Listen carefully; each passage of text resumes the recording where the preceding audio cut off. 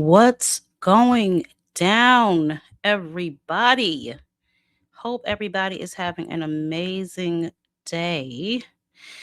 Ooh, my goodness, my goodness. So much foolishness happening. My. Shout out to everybody in the chat. Shout out to everybody in the bushes. Happy Thursday. We are almost at the finish line, people. And as y'all know, it is fight week. So we definitely going to talk a little bit about these upcoming fights. We're going to get into whatever the hell it is that Bill Haney has going on for sure. A little bit of Ryan, honey. I don't know if y'all caught that little dry press conference with Clarissa Shields and Franchon Cruz, but Lord, it should have rained because they needed something.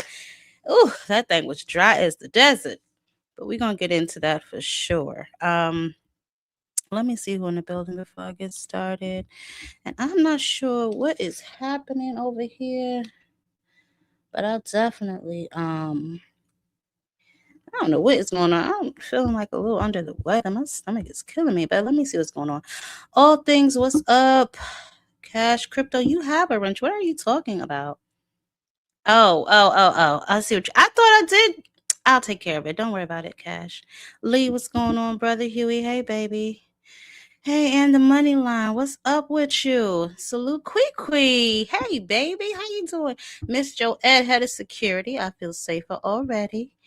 Cash, I thought I took care of that, but my bad if I didn't. I'll make sure I get to that. But let's get into some of this news before we get into whatever the fuck Bill got going on. Now, obviously we know it's fight week. We know that much, but there's some other crap going on with some of these Negroes. First up, let's see who. Oh, Anthony Joshua, he'll be possibly making his ring return in July. Now, this is not going to be against Tyson Fury, all right? So for those of y'all who was looking for that to happen, check again, okay? Obviously, we know after defeating and breaking Jake Paul's jaw back in December, unfortunately, y'all know about that car accident that happened in, I think it was Lagos, where he unfortunately lost two of his friends and long time, trainer and support system. So Eddie Hearn said he's probably going to see how he does in training camp first before they actually announce the fight. But he said he's looking to get him back in the ring possibly in July. So maybe we'll be seeing him in the ring in July. Not sure who he's going to face just yet, but if all goes well in his training camp and he seems to be okay, because I think something happened with his ribs in that accident. So they're just trying to see how he is before they give us, I guess, a definitive date and then obviously a dance partner. So I'll keep y'all abreast on that. We're going to see if he comes back in July and what he has going on. But he seems to be in better spirits too. I saw him.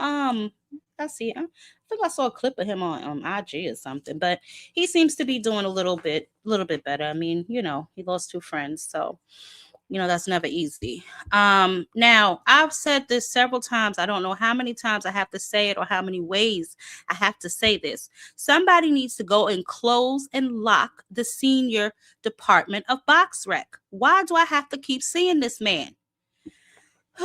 Manny Pacquiao has confirmed he will face, I don't know who this is, Perlaka in April.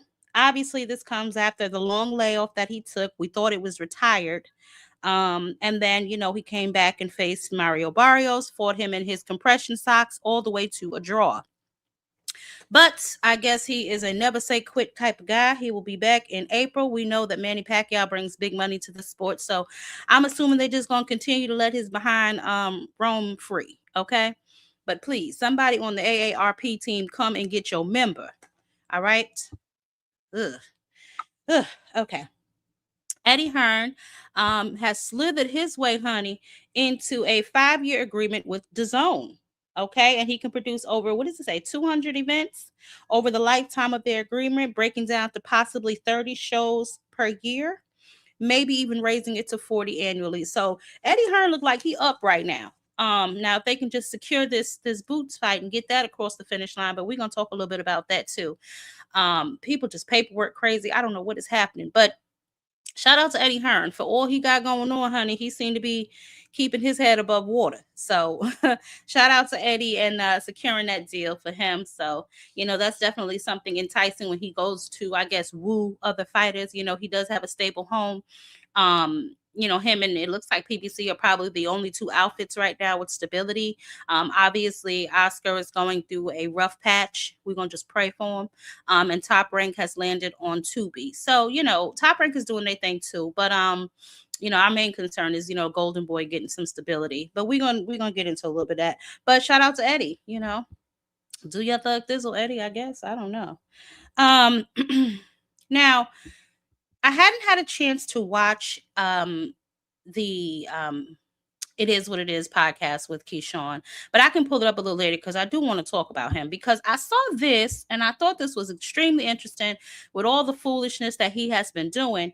Keyshawn is not ranked at welterweight, which obviously he hasn't fought there yet, but he hasn't even requested it yet. So that was interesting to me, especially after I got a kick out of his little clip that he did pulling up to the Friday house and all of that there. But he has not requested it. So that begs the question, is he really serious about fighting Devin Haney? But, whatever. We can get into a little bit more of that a little later, too. This little ugly belt. Let me not say that. Zuffa has their championship belts. It is black and it looks like it's gold or something. I'm so sorry. I thought I did better than that. Oops. Anyway, y'all ain't missing none. It look how it looked. But why does Turkey got that grin on his face like that? Do y'all see it?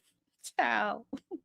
Anyway, they have developed and made their championship belt. So this is, I guess, the eye of the prize that these guys on Zuffa will be fighting for.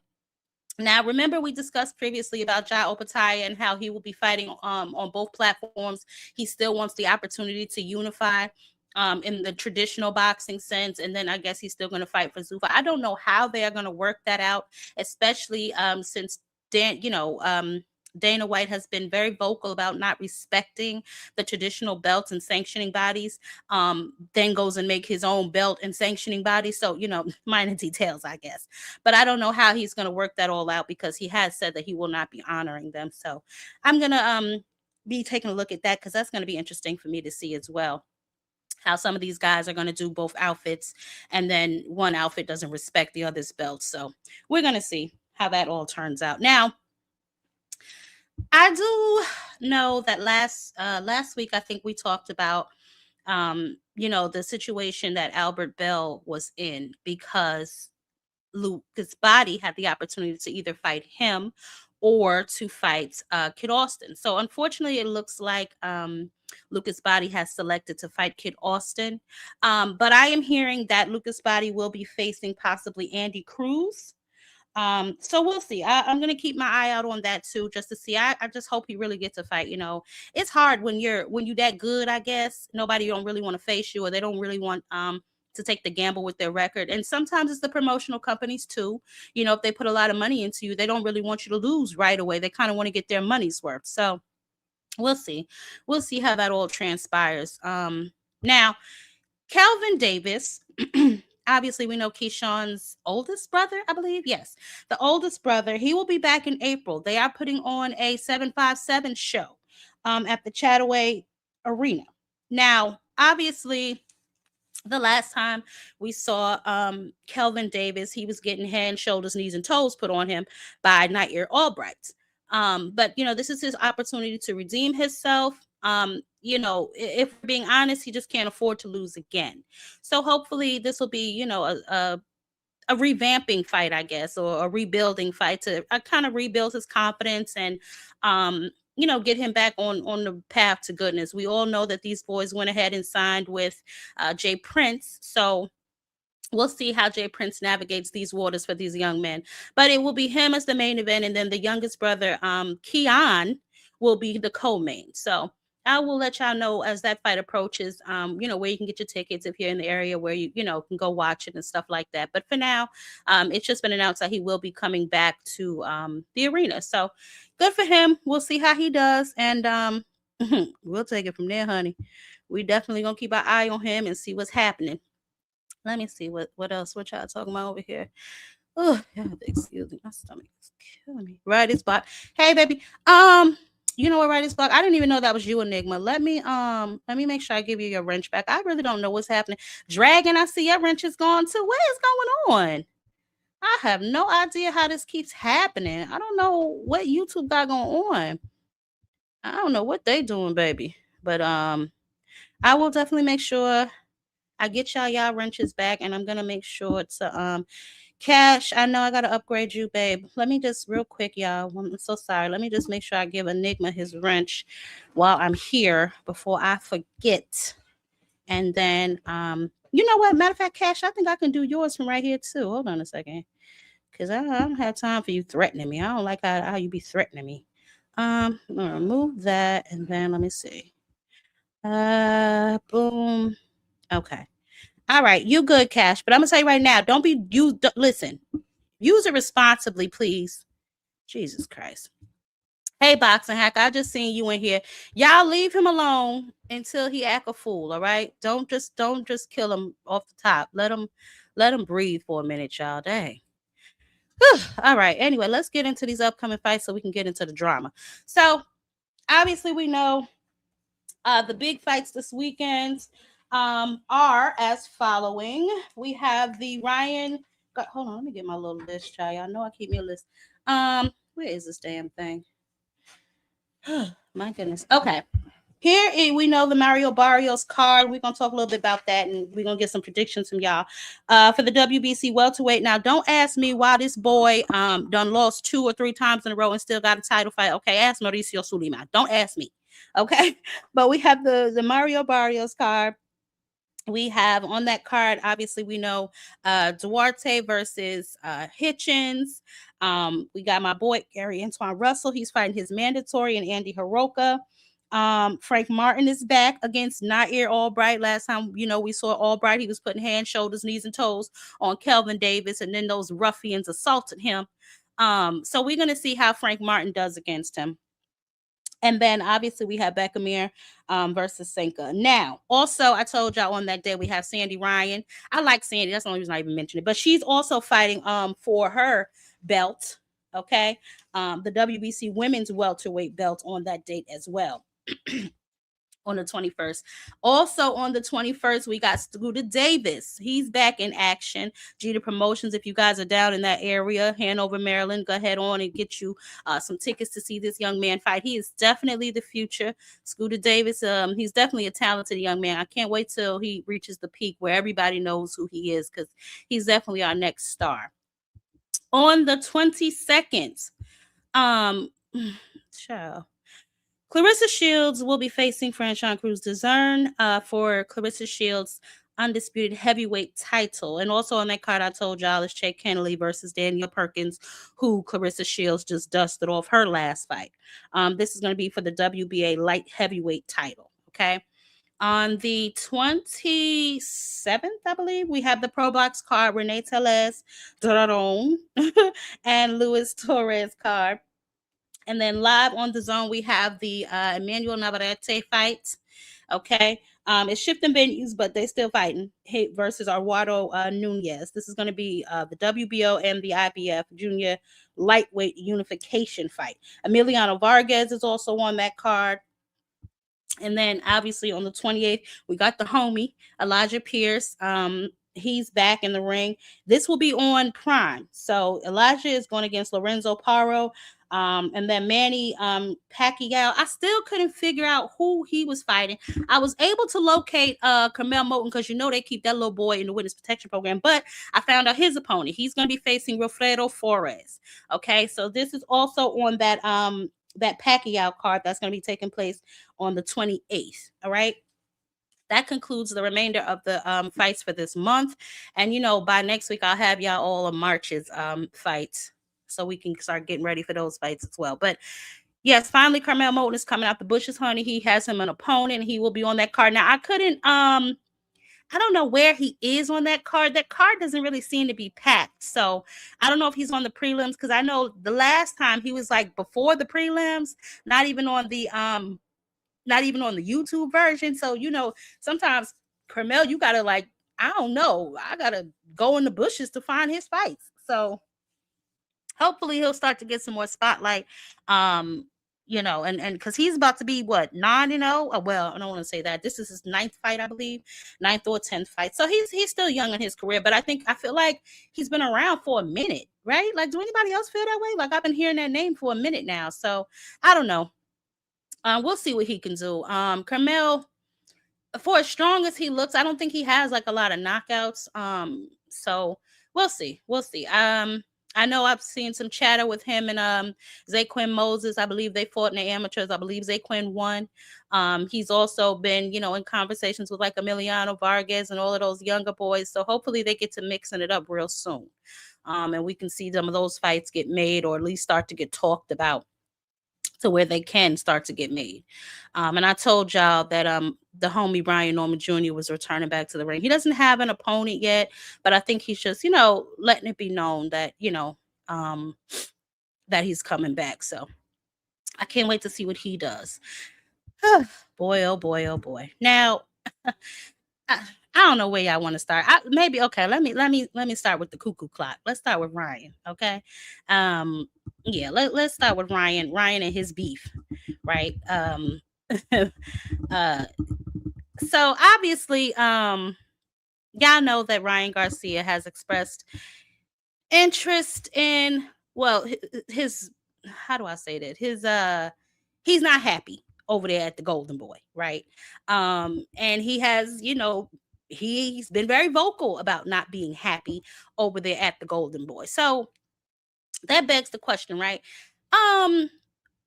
This fight that's coming up, obviously, Saturday. What if Ryan doesn't want to win? Right? Because isn't in certain situations, don't they have like a championship clause or something like that? Like, if he wins, doesn't that extend his contract? I mean, and we obviously see that it don't matter how many damn times Ryan Garcia loses. You know what I'm saying? He's still going to be back in the runnings for a championship belt. Spin the block and he's back. You know what I'm saying? But I was just concerned because after obviously missing weight against, Devin, and then, that got overturned, and then he took a setback to Rolly. But, like I said, he right back in the saddle. You know what I'm saying? It tells you that he's still a big draw in the sport, which we all know that, right? But here's the thing. If he wins, that extends his contract, doesn't it? Like, I tried to find it. I can't really find like a Golden Boy situation, but I know in most contracts, because that's the issue that Teofimo Lopez was having when he was when he's, with Top Rank. He wanted out, but then he won. So he had extended it for the next 2 fights or however that went. But I know that sometimes it can extend the contract when you win a belt. Right now, there is, like I said, no public confirmation, but I do wonder what, if anything, is included in that. What's the language in that contract? So if he does, a win could add more time to a relationship he don't seem to really want right now.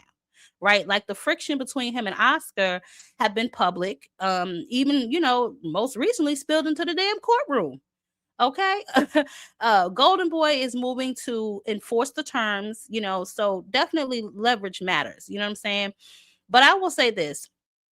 Ryan is clearly overlooking Mario Barrios, looking to his next fight, which he thinks is Shakur Stevenson. And I'm gonna play some on Shakur in just a second, because I just saw something about him. But Mario Barrios, in my opinion, is a tough stylistic matchup for him. Long, he's jab disciplined, he's steady body work and late pressure. And let's be honest, Ryan folds under pressure. Ryan does have the speed, timing, but if Barrios can win that jab exchange and tax that body, Ryan may not come out on top. And then that loops straight into the, the Golden Boy picture with he's already under legal turbulence. And, obviously Vergil Ortiz is now fighting back. I told y'all about this little tire TRA that they had. Listen, these boys, I don't know what in the hell is going on, but I told y'all that, about the TRA situation. But now, from what I read, Vergil has also filed another lawsuit against Oscar because of the TRO. He done went and filed his own damn thing. So from what I gather, Vergil was trying to be slick. I don't know if it was with Matchroom, because they're saying it was with Matchroom, but it supposedly was with another promoter trying to get this Boots Ennis fight done. This is what they're claiming, right? But let me tell y'all why I don't believe them. Y'all remember after that fight, he stood in the ring and he told Jaron Ennis, you know, he wanted to fight him, right? But then after that, he said, wouldn't it be cool to fight Earl Spence? And then he went on Jamel Herron's podcast and told them he can fight who he wants. Boots ain't done nothing in the sport, and so on and so forth. And then you throw Rick Merigian involved. This is just a big ass mess. It's like a soap opera. Okay. Now he tried to get that's what it was. Okay, so he tried to get the fight done with a third party, right? Now, obviously, Golden Boys responded with the emergency motion with the 10-page complaint I told you about. Golden Boy pointed out that Vergil was trying to sneak out the back door, which he was, to get the fight and cut him out of the deal. Now, that third part, it was DAZN. So they were over there, him, Eddie, supposedly, or Ed McCarthy, which is a DAZN representative, says that they were working with Golden Boy even without the deal being in place for the Boots fight. But Oscar said, no, ma'am. No, ma'am, no applesauce, no ham. I want my money. This is my fighter, and that's just what it is. What's going on, Randall? Yeah. So from what I understand and what I gather with this mess, they suing each other. Vergil wants out. Oscar said, no way. The platform situation doesn't really matter, which is the legal basis that Vergil tried to use, that they don't have a platform, but he's still in talks with DAZN. Just because they don't have a set in stone contract, they're still doing business together. So Vergil, bottom line is Vergil got to stay put. And whatever Oscar got going on over there is what the hell Oscar got going on over there. So we're going to see what happens. Y'all know I'm watching this shit. I want to see what is going on. None of this is making no sense to me. None of them are making no sense to me. So we're going to see. It's just right now a whole bunch of damn confusion for nothing. Clearly, Oscar's saying he wants to fight, but that's not what he was saying previously. So we're going to see how this all shake up and shake out, because they playing games right now, and I ain't got no time for it. Y'all make sure y'all smash the like button when y'all come up in here, baby. Hello to everybody who's just joining us. We are just getting a little bit into it. I was talking about Ryan and his foolishness. You know, now he's trying to get away from Oscar. He don't want Oscar. I don't think there's a championship clause in boxing. It kind of goes against Ali Act, the UFC. No, Tony. There was a because isn't that what happened with Top Rank and Tio? Because I could have sworn Tio was talking about that before. When he won the belt, that extended his situation with Top Rank. I don't know. When I drop the link, you could tell me what the hell you're talking about, because I could have sworn there is a championship clause. Who knows? But that's as far as Golden Boy and Ryan. Oscar's down bad. We know he's now on the Swerve Network. He's trying to work his way back into a DAZN deal. Obviously, that was a condition of said deal previously. Now they're saying they'll still work with him, but they do want that fight. So we will see how this all shapes up for Oscar. Poor Oscar. Poor thing. Oh, that was part of the Golden Boy, what you call it. So now listen. Let's get into Mr. Delusion. I don't know if y'all had a chance to see it, but Bill, oh my God, I don't know. I don't know what to say about him, other than he's insane. Let's God have mercy. This man, I can't even be bothered. Which clip is this? Let's see. Oh, let me play this. I think this was Shakur. He sat down with Stephen A. Smith. There should be bigger fights on the horizon for you than a Devin Haney fight. No, I think the Devin Haney fight is a big fight. I think it could happen. I think it just got to make sense. With Ryan Garcia, he just said he'll come down to 144 pounds. So if he'll come do that and it makes sense, let's do it. Would you rather fight Ryan Garcia or Devin Haney? I would rather fight either or. I think any of these guys get in front of me, they got a lot to deal with. Who are you here with? Are these people? Who's your manager? I know you got your brother.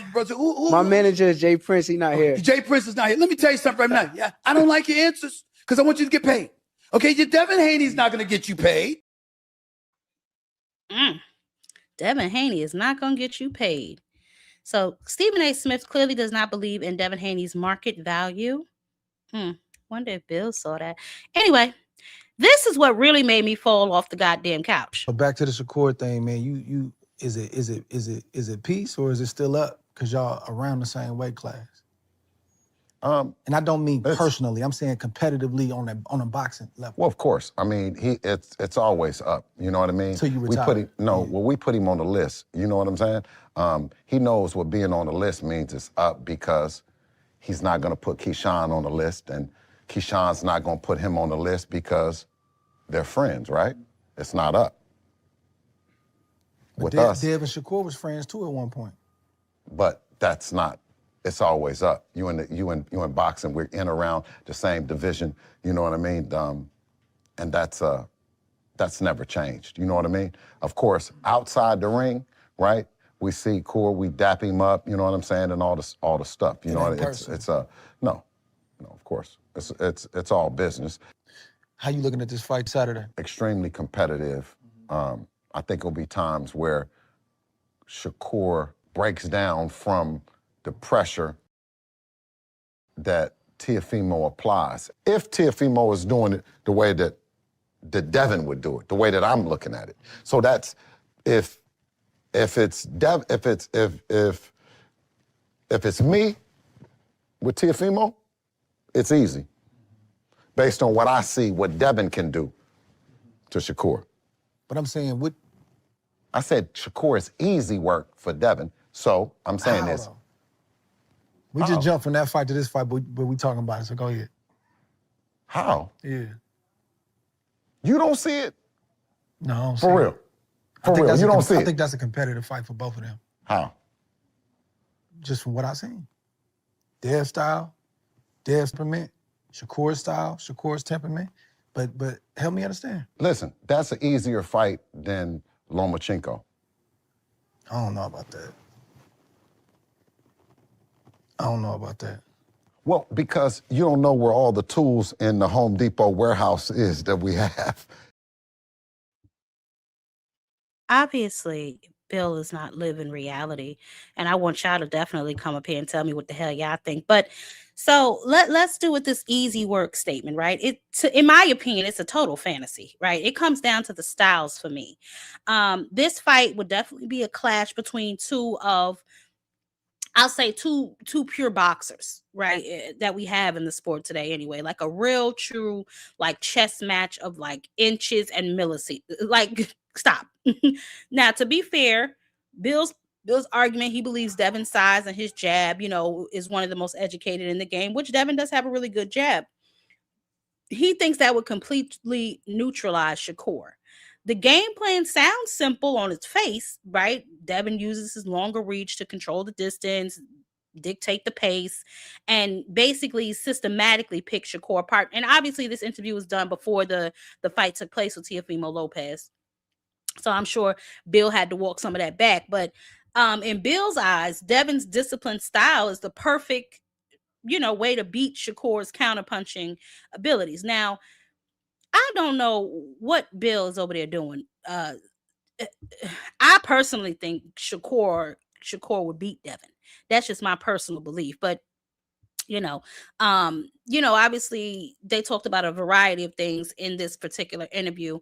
He says, which one is this?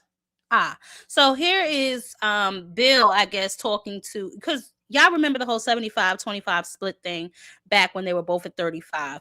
And Shakur declined it. He requested 50-50. Obviously, Bill said hell no. But, I mean, Shakur has always said he want to fight. He said that publicly, not to me, but to publicly. Mm-hmm. I think they both have said that. Why you mention Shakur again? Because that's the only one I can think of. Okay. You asked me a specific question. I'm trying to give you an answer. I said no, and I thought about it. I'm like, nah, Shakur and said, I think both. That's why you on the list. Yeah, that's why you on the list. And you're going to stay on the list until we make it happen. Now, given that, obviously, and we just saw Shakur say that, we talked about this. Ryan said he would come down to 144. I personally don't think that Devin Haney is going to go down to no 144 to fight Shakur Stevenson. It's really nothing in it for him. I don't know, the rehydration thing, and then now he wants him to come down to a catch weight of 144. I guess he don't care what he balloons back up to, which is just plain craziness to me, because then why would you even make him cut weight to begin with? But that's neither here nor there. And then he goes on his tear, obviously, about Eddie Hearns, and then the Ryan Garcia fight. Or like Ryan was on some other stuff, right? Like in terms of his approach, I don't know if he was really crazy, playing crazy, but the build-up was awkward and different. While y'all was in training camp, it was awkward and different. And it's the type of thing where if you're not on point and if you don't tune him out, you'll start questioning, like, man, this dude getting ready? Right. Is he preparing? Right. Did any of that creep into the camp for this fight, getting ready? And how was y'all keeping that stuff back? Because you've seen the antics every day. Every day was something new.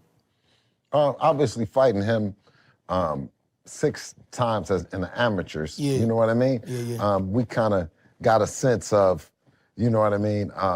He is a talented fighter.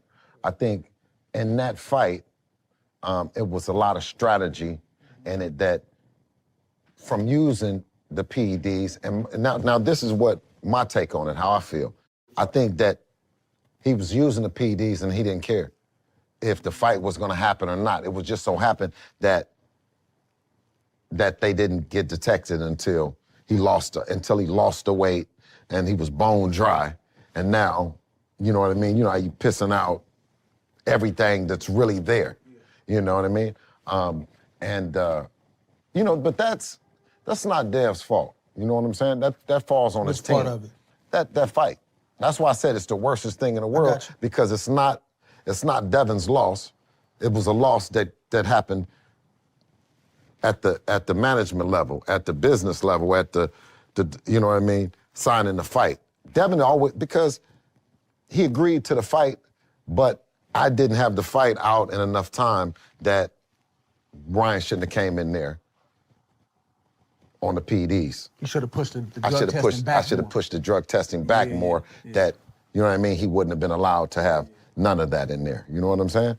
And I think that when we encouraged that next fight, which would have been the rematch, Rolly Romero benefited by the long drug testing, and he got a Ryan Garcia that was more likely on nothing, right? More closer to himself. But the Ryan Garcia now, I don't know, Dre. The man looking like he might be. That's the elephant in the room. See, that's the thing is, when the shit's happening like that, when it was happening to us, like it's happening to Mario Barrios, we laid back. And Mario was training just like Dev is training. But it actually falls on Mario's team to figure what that is and how that's gonna play out. Yeah. That fell on me. That, you know what I mean? Because I put Devin in there with a fighter that was on some. So you don't attribute none of that, what happened in that fight, to skill, Ryan being better in any category? But my guy didn't have a fair one, because we as a team let him down and had him in there with a guy that's on some. You know what I'm saying?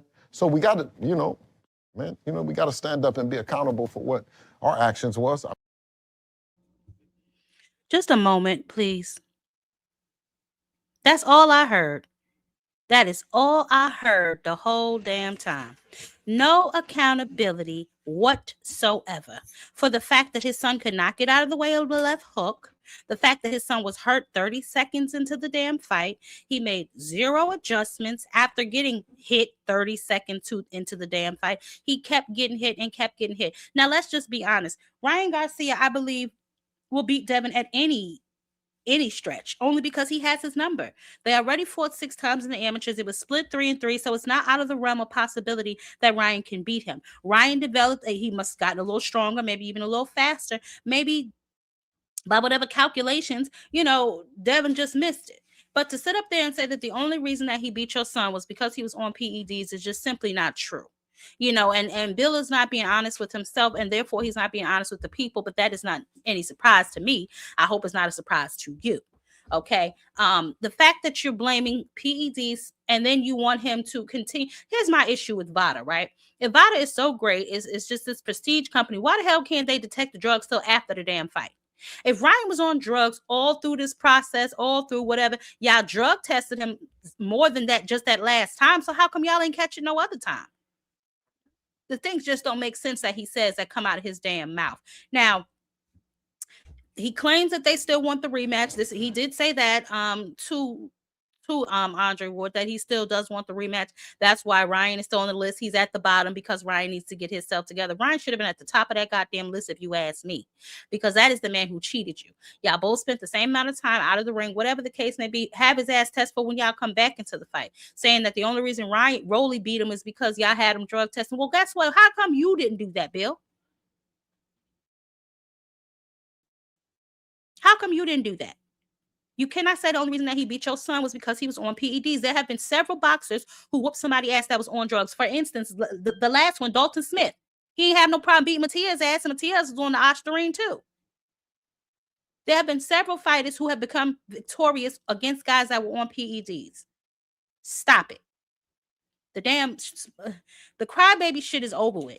If you want me to really believe that, then he should be your next fight. If not, the fight after that. After whatever happens with him and Barrios, I feel has nothing to do with your son and him rematching, because that story is still there. That story, that timeline, that story, that whole situation writes itself. That's the buildup enough. Clearly, nobody cares how many times Ryan Garcia loses because he's constantly in title fights. So that really has no bearing on nothing. His stardom is still his stardom. And I still think your ass would be the B-side to him. That's the crazy part. Excuse me. I still think that Devin Haney would be the B-side to Ryan Garcia if they were to fight again. He says they want that fight. They're pushing for that fight. So we will definitely see what is going to happen in that particular fight. I don't know. Some of y'all have the It Is What It Is podcast clips. Like I said, I wasn't able to clip it up. I did see Keyshawn saying that he would stop Devin Haney in a fight. I'm not really sure about that. Although, I mean, listen, I'm here for it. If he petitions, because like I said, he hasn't even petitioned yet for that spot at 147 pounds. So honestly, I'm not even really sure how serious Keyshawn Davis is about this particular fight. Bill did mention that they were texting back and forth, so on and so forth. So we're going to see. Security, please be advised that Frequent Flyer has entered the building. He is welcome to stay as long as he behaves. So, I'm not sure how serious Keyshawn is about wanting to fight Devin. He did not petition yet to fight him.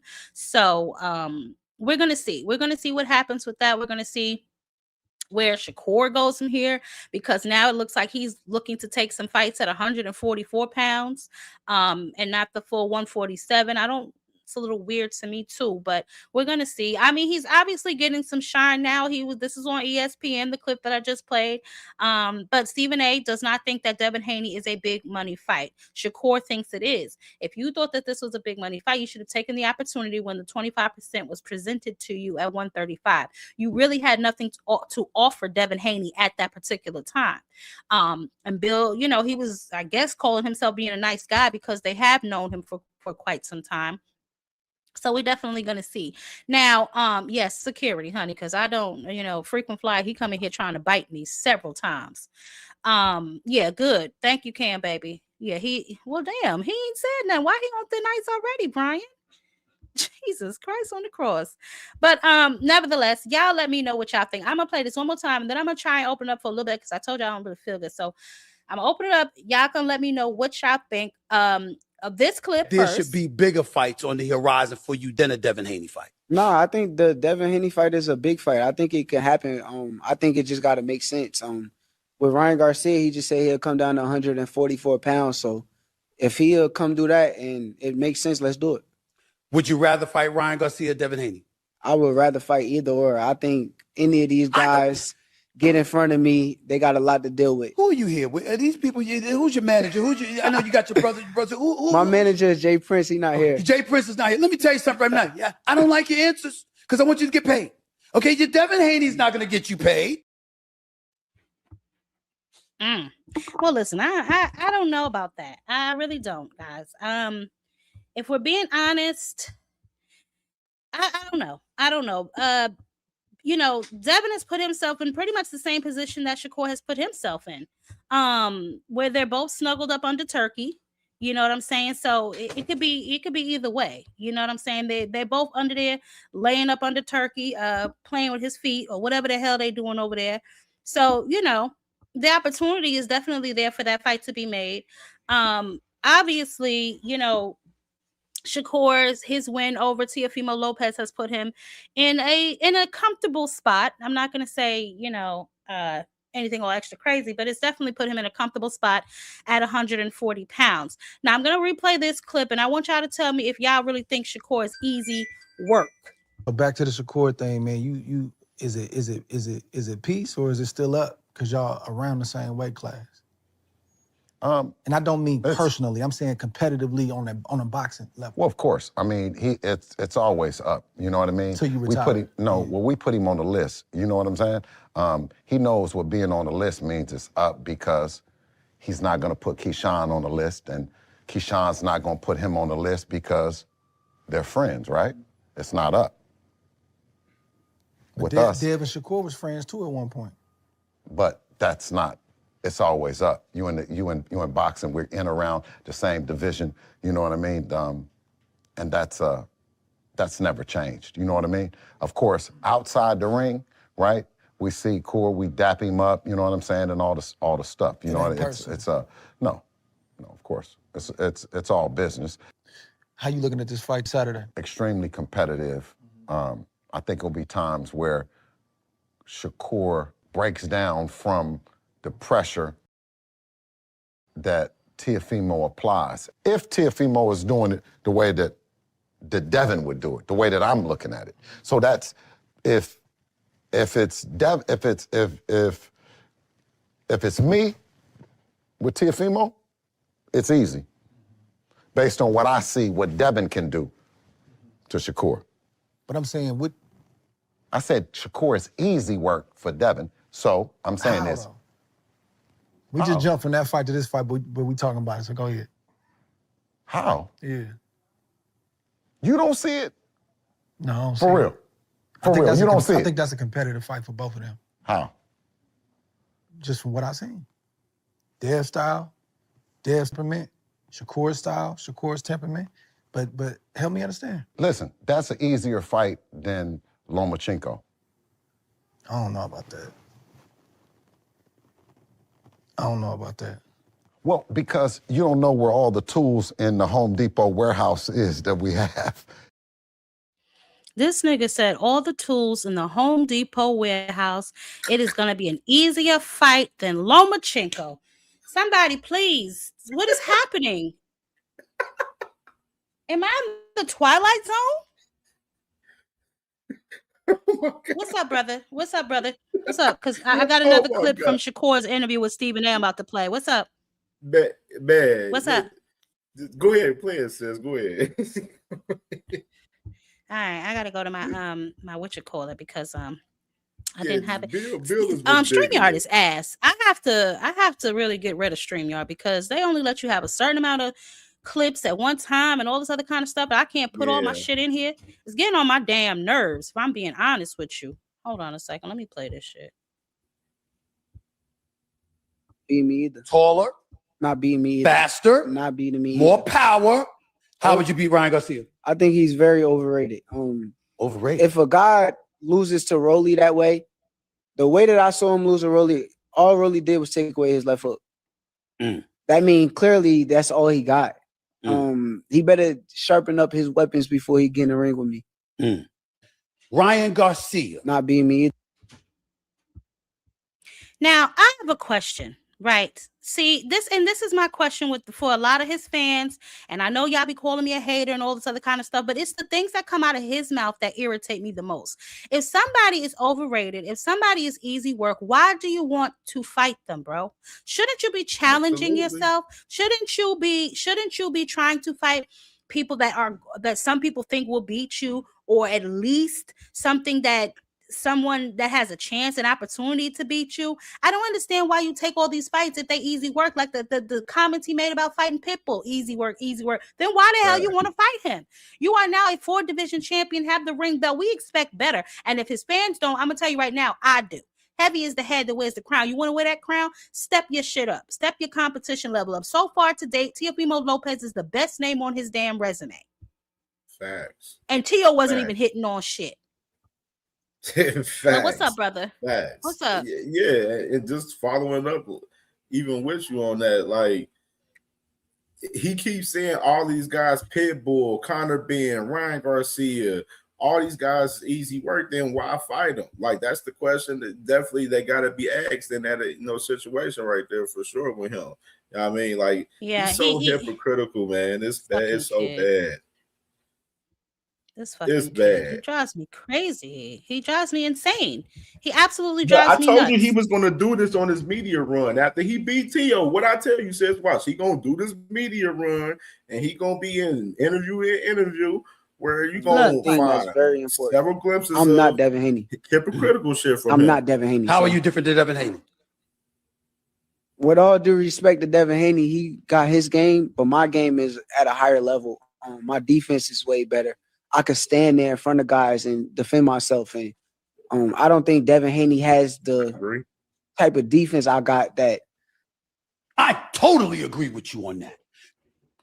Where's my camera? I totally agree with him on that. And I like that. And he's a hell of a fighter. He's a good fighter, but he's not you. He's not you. I agree. He's not you.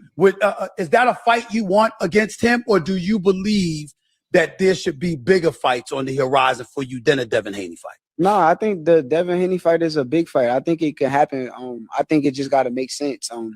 With Ryan Garcia, he just said he'll come down to 144 pounds. So if he'll come do that and it makes sense, let's do it. Would you rather fight Ryan Garcia or Devin Haney? I would rather fight either or. I think any of these guys get in front of me, they got a lot to deal with. Who are you here with? Are these people? Who's your manager? I know you got your brother. My manager is Jay Prince. He's not here. Jay Prince is not here. Let me tell you something right now. I don't like your answers because I want you to get paid. Okay, your Devin Haney's not going to get you paid. You don't think so? No. Why don't you think that? Because look, he's a big name. I'm a big name. He's not that. Look, Everybody wants to see that fight. Let me be respectful because I like Devin Haney. I'm going to tell you a quick story. You tell me whether you agree with me because you're the boxer. You're the champion, all right? By the way, my ignorant ass, I was years ago, one of the funniest boxing moments ever. I'm sitting there arguing the Charlo brothers, Errol Spence, and Andre Ward. This is during the Canelo Triple G fight. So we're arguing about who won and who lost. And then I went like this. Champion, me. I need to shut the hell up. Let me tell you something. I am sick to death of this little nigga. You hear me? I'm a big name. He's a big. I mean, listen. No, let me clarify something, right? I'm not saying that Shakur is not a skilled fighter. Y'all know that I've always admitted that he's very skilled. He's just not my style of fighting, right?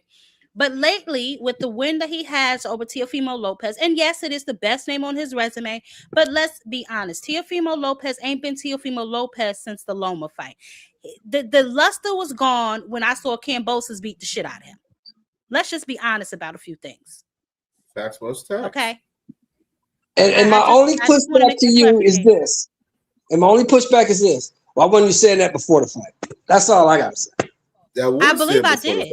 I believe I did, Mr. Shelton. No. I believe you I did. Say it like that. I believe I did. Because I was the only one saying it. I think I was the only one saying that T.O. ain't shit because you cannot call yourself elite anything if you lose to George Kambosos. You cannot. Absolutely. I don't give a damn what belt you got. But what ranking you have. I also said, hold on, wait a second. Hold on, Cam, because Mr. Shelton, I specifically remember myself saying several times T.O. ain't been punching like that since he moved up from 135, and he ain't really been hitting on shit. I remember saying that. Okay. And Cam, you gotta stop cussing me out, man. You know Cam was cussing me out today? Hey, because you said Abel Ramos is better than Rolly Romero, man. Come on, man. He is. That was nasty. No, he's not. He man. is. Abel Ramos ain't never got beat up by a 50-year-old dude. Abel Ramos ain't never got beat up by a 50-year-old dude. Ever. All right, let's watch some of these Keyshawn clips and see what the hell he's talking about, because I didn't get a chance to see it. So shout out to my people for sending this to me, because I damn sure didn't get a chance to see this. Oh yes, Bill did say this too. See, yeah, StreamYard, count your days, StreamYard, because I forgot about this clip that you wouldn't let me upload. Also, hold on, let me open this up and see what's happening. It's about 10 on there, you know. It's about 10. It's the first time in history a fighter that came out and put all the names on a list. I'm surprised that you don't know it. I think Tank is at the top of it, maybe Shakur. Okay, so let me see something, because liar. Bill does too much. Bill said that Keyshawn had the opportunity to fight him before he fought this one. Jermaine Ortiz. Bro, you I was cool with you till you like said like a mental health joke about me. I don't really respect you for real. But you could fight, bro. You could fight, but you know, since I was 16, you was like 20 something when we sparred. You already knew what type time I was on. And now that, you know, I'm in this position and I'm all grown up now.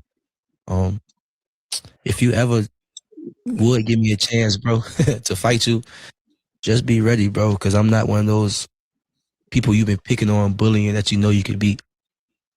You know what I'm saying? So, say that. If you ever do want to fight me, which I think you're not going to fight me because you know, just be ready, bro. I'm not playing with you, and you getting stopped. You know what happened last time we sparred? You getting stopped. Now I have to stop. I have to stop the cap right there. I have to stop the cap. I have to stop the cap right there.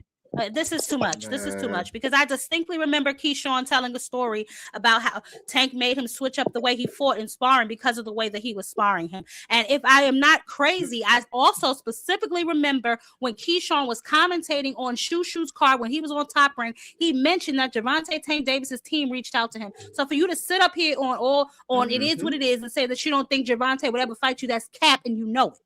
I don't understand what's going on with these young men. And what pinnacle of your career have you reached that you sit up here talking about something? Well, you know, I am, you know what I'm saying, my spot in the game right now. All these boys don't do a damn thing and want all the credit in the world. I cannot wait till we get rid of this era of boxing. It's getting on my last nerve. It's getting on my last nerve. Y'all fight one raggedy ass nigga. Y'all running around here like y'all popping. Like your lip gloss is popping. Prettiest girl at the goddamn prom. Maybe he was lying the first time, Jab. Maybe he was just lying the first time. He tell the truth now. Man, that boy was capping for man. I got the videos. I got the footage. You know, we keep receipts over here. Ridiculous. I don't even want to drop the motherfuckers on him. Hey, is that dude? Has anybody heard anything about that dude? Anybody heard nothing about that dude? Huh? You don't know what's going on with him. Who? The dude from Baltimore. No, I haven't heard anything. Tony, be quiet. Talking crap in the damn chat. So let's see. Keyshawn, he obviously calls out Devin Haney. But like I told y'all before, he doesn't even. Yeah, I like that fight. I like that fight, yeah. I like that fight. You like what fight? Keyshawn and Devin? Devin? I like that fight. Yeah. I like that. Keyshawn got a chance? I think Keyshawn stops him late. Yeah, stop him late. He stopped Devin? Yeah, Devin. Keyshawn is violent, bro. Keyshawn get in that ring. He's violent. He's trying to come get you. Keyshawn is not playing around. You think he can cut that stab and jab and grab? I think Keyshawn fight out of the clinch too good for that. I think Keyshawn will get him, break him down, stop him late. You think he can cut the ring off on Dev? Hold on, y'all. Yeah. What are we talking about?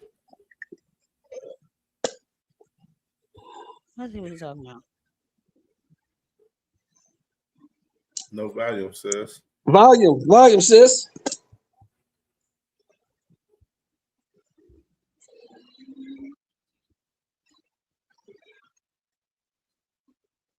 Still no volume. Still no volume? Yep, Low volume, still. sis. Hold on a second. All right, hold on. All right. While she doing that, what you think, Cam? Can't hear it. Shit, man. I mean, bro, I think Keyshawn talented. He can get the win, man. I just think that I think he like a fight or two away, maybe. You know what I'm saying? Experience wise, I mean, okay. I'm going for that. You know what I'm saying? Can you know what I'm saying? Similar to the Brian Norman Jr. fight. You know what I'm saying? The experience right. Won on that fight. You know what I'm saying? Like, but y'all can see. Everybody can see it, right? Y'all can see this, right? Can see it. Yes, we can see it. If you want to talk about fighters, all right, there we go. Okay. Devin Haney lately, and they've been going crazy on the media. You know what I'm saying? I feel I feel like when I stop Devin Haney, that's what's going to make me him. The props of I'm just keeping it a stack with you. Go ahead. Devin Haney will not mean as much as a win over those other two names. I don't want to keep saying their names because we're not focused. We talking about stopping him though. Yeah, but if that's a different story. Yeah, Ryan almost stopped him. Almost. But you'll be fighting him after somebody damaged him. That's different. That's what they'll say. He just have one of his greatest performances. I know, but there's some damage there. We saw Roy Jones. We saw the best of him. After that damage is a different fighter. You know this. Come on, this is boxing. Okay, let's talk about. Now, let's talk about the two. The two. Okay, let's talk about the other dude. Right. Let's talk about the other dude because I'm not fighting Shakur. Let's talk about the other dude. All right. He don't want to fight me, bro. Bro is about tall as that damn desk right there. All right, talk to the camera because he's gonna be watching this. What would you say to him? Bro, I was cool with you till you like said like a mental health joke about me. So I don't really respect you for real. But you can fight, bro. God. You can fight, but you know, since I was 16 and you was like 20-something when you sparred, you already knew what type of time I was on. And now that you know I'm in this position and I'm all grown up now. Too sensitive. If you ever would give me a chance, bro, to fight you, just be ready, bro, because I'm not one of those people you've been picking on, bullying that you know you could beat. Facts. You know what I'm saying? So if you ever do want to fight me, which I think you're not going to fight me because you know, just be ready, bro. I'm not playing with you. And you getting stopped. You know what happened last time we sparred. You getting stopped, bro. I think if I go in there and knock people out like I'm saying I'm doing, I'm gonna get there. I mean, it's all God's time, and God got a real plan for me in this sport, you know. So I can't go off a man's or a woman's judgment. I just can't. Child, please. I've heard enough. I have heard enough. Now let me tell you something. Yeah, I will be honest. I do think he said he's gonna stop Abdullah on this interview too. Child, please. I will tell you this. What I do believe, Keyshawn is extremely talented. I do believe that he will give probably Gervonta the best fight out of the names that we think would have given him a better fight. And Tank has said as much. That, you know, he said, I'll fight your little man. He doing better than you. You know what I'm saying? Which in my opinion is true. All of that stopping him, all of that crap, I'm not buying into that. I mean, anything is possible. It's boxing. But I do believe that that might be a competitive fight. But I do think that Keyshawn, I don't want to, because I like Keyshawn, but he sometimes to me, they get a little ahead of themselves, right? He needs to definitely, if he figure out, first of all, which direction he's going to go in, because, you know, him and Shakur, with him being made number one now in Shakur's weight class, he needs to move quickly to figure out what he's going to do. They can't be in the same weight class and not fight each other. That's just ridiculous. They're already saying they're friends, they ain't going to fight. Then get the hell out the weight class. One of y'all got to do something. Right? Y'all can't both just occupy the same space and not be willing to engage with one another. Even though y'all already sparred, I don't understand what the hell the difference was. So we're going to see. I don't know. What do y'all think, first of all, about Bill Haney's comments about, you know, Shakur being easy work for Devin Haney? And then also, what do we think about Shakur, that not being a big money fight for Shakur? The Devin fight. Well, big you said easy work. Okay, well, don't talk about it. Be about it. If it's easy work, go make it easy. Now, the big money fight, I do agree that Devin's not really a big money fight unless Turkey decides it is. If Devin gets like 3 or 4 million, Devin ain't no big money fight. Okay. Intriguing. That's interesting, Mr. I agree with you. I agree with you 100%. Of course, I've been on record for as Devin not being much of value as well. Shakur as well. You know what I'm saying? Like both of them. You know what I'm saying? Then we put an add context to it. You know what I'm saying? Let's add context. You know what I'm saying? Well, in general, you know what I'm saying? As far as Shakur being easy work for Devin, I think that's definitely bullshit. Definitely fucking bullshit. You know what I'm saying? Like fucking he said he was gonna be, he said that Shakur would be more easier than Lomachenko, and Lomachenko that's what he even said. An easy fight for him. That's I don't recall Lomachenko being an easy fight for him. I recall him talking about he figured me out. What do I do? He figured me out. What do I do? Yeah. And he talking about it was an easy fight. Like talking about Shakur gonna be easier than Lomachenko. Like that's the bullshit I be talking about from Bill Haney right there, from Nose Candy Bill, man.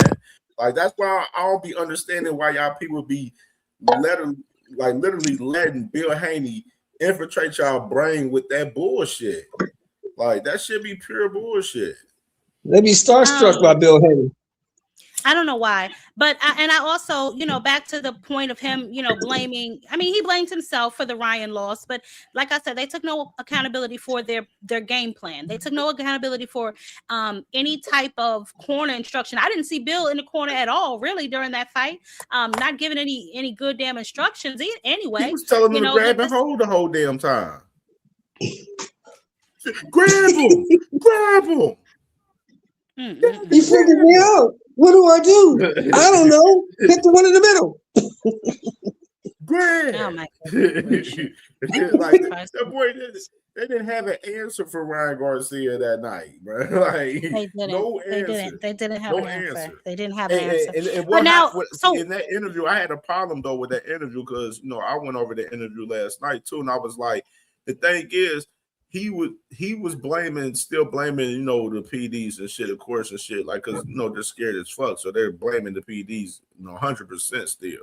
But at the same time, he didn't accept no accountability for the defense or work from Devin or anything and preparing him, and even the business. He didn't even accept accountability 100% on the business aspect with Devin, with Ryan Garcia as well. And that's why I said, like, these guys, you read them and, in depth with these guys, they don't know what the hell they be doing for real. Like, you know what I'm saying? It was a cherry pick gone wrong with Ryan, pretty much.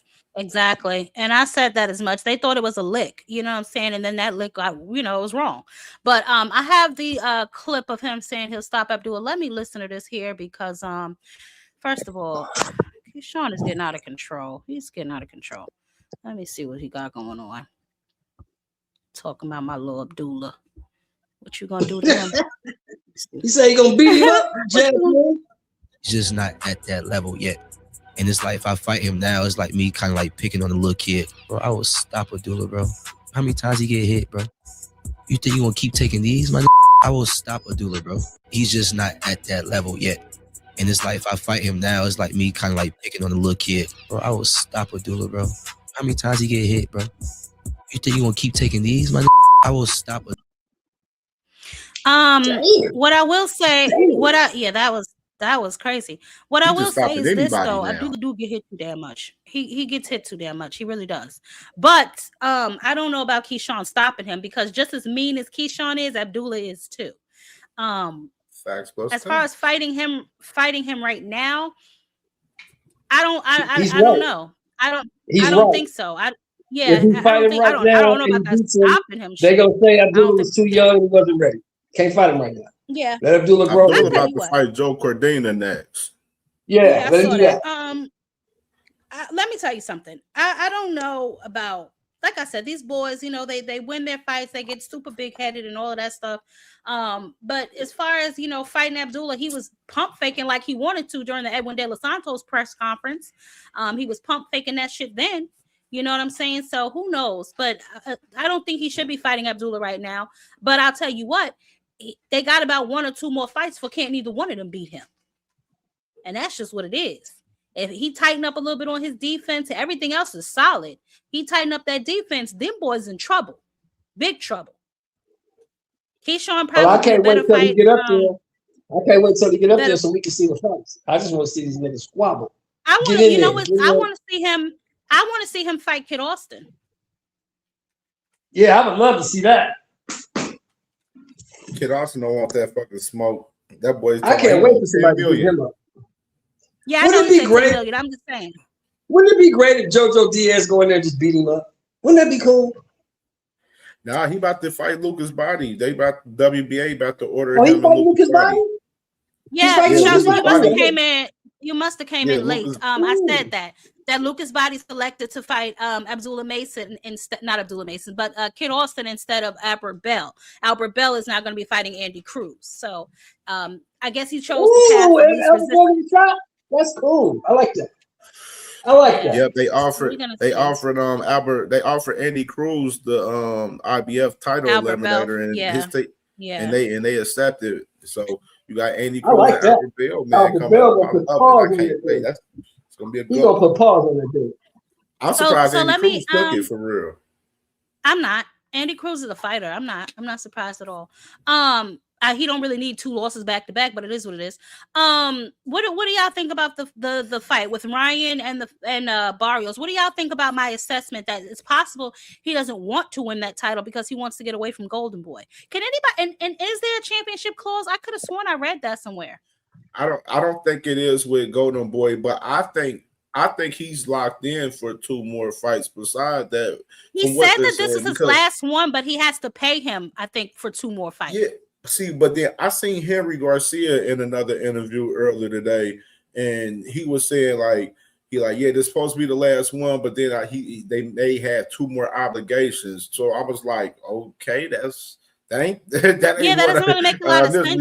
So that's a little weird, you know what I'm saying, on their behalf right there for sure. But I mean, as far as your assessment, you feel like you don't know how much locked in Ryan is in the fight, which is I've been questioning that as well. But just watching him in the final press conference. Why are you questioning, Kev? Why? Why you questioning? Because you got to look at it. Ryan. The last couple of fights, man, like wasn't locked in. He hasn't been locked in. You know what I'm saying? Mentally and all of this shit. Like, dude, hasn't been locked. He's been a hot ass mess. You know what I mean? Like, and But I think I think that's what Bill was in the final press conference and stuff like him and everything. They look very in shape. Cam, first of all, you're going in and out. You need to get that together. Yeah. And he, from what I feel what you're saying, because he has been looking a little pale to me. Is it just me, or has Ryan been looking a little pale? And he seems like a little erratic. But I think that's what Bill was speaking to when he said that, Ryan has to get himself together. I'm gonna say this. I don't know if it's drugs or if he truly does suffer from mental illness, because they in certain situations they can mirror each other.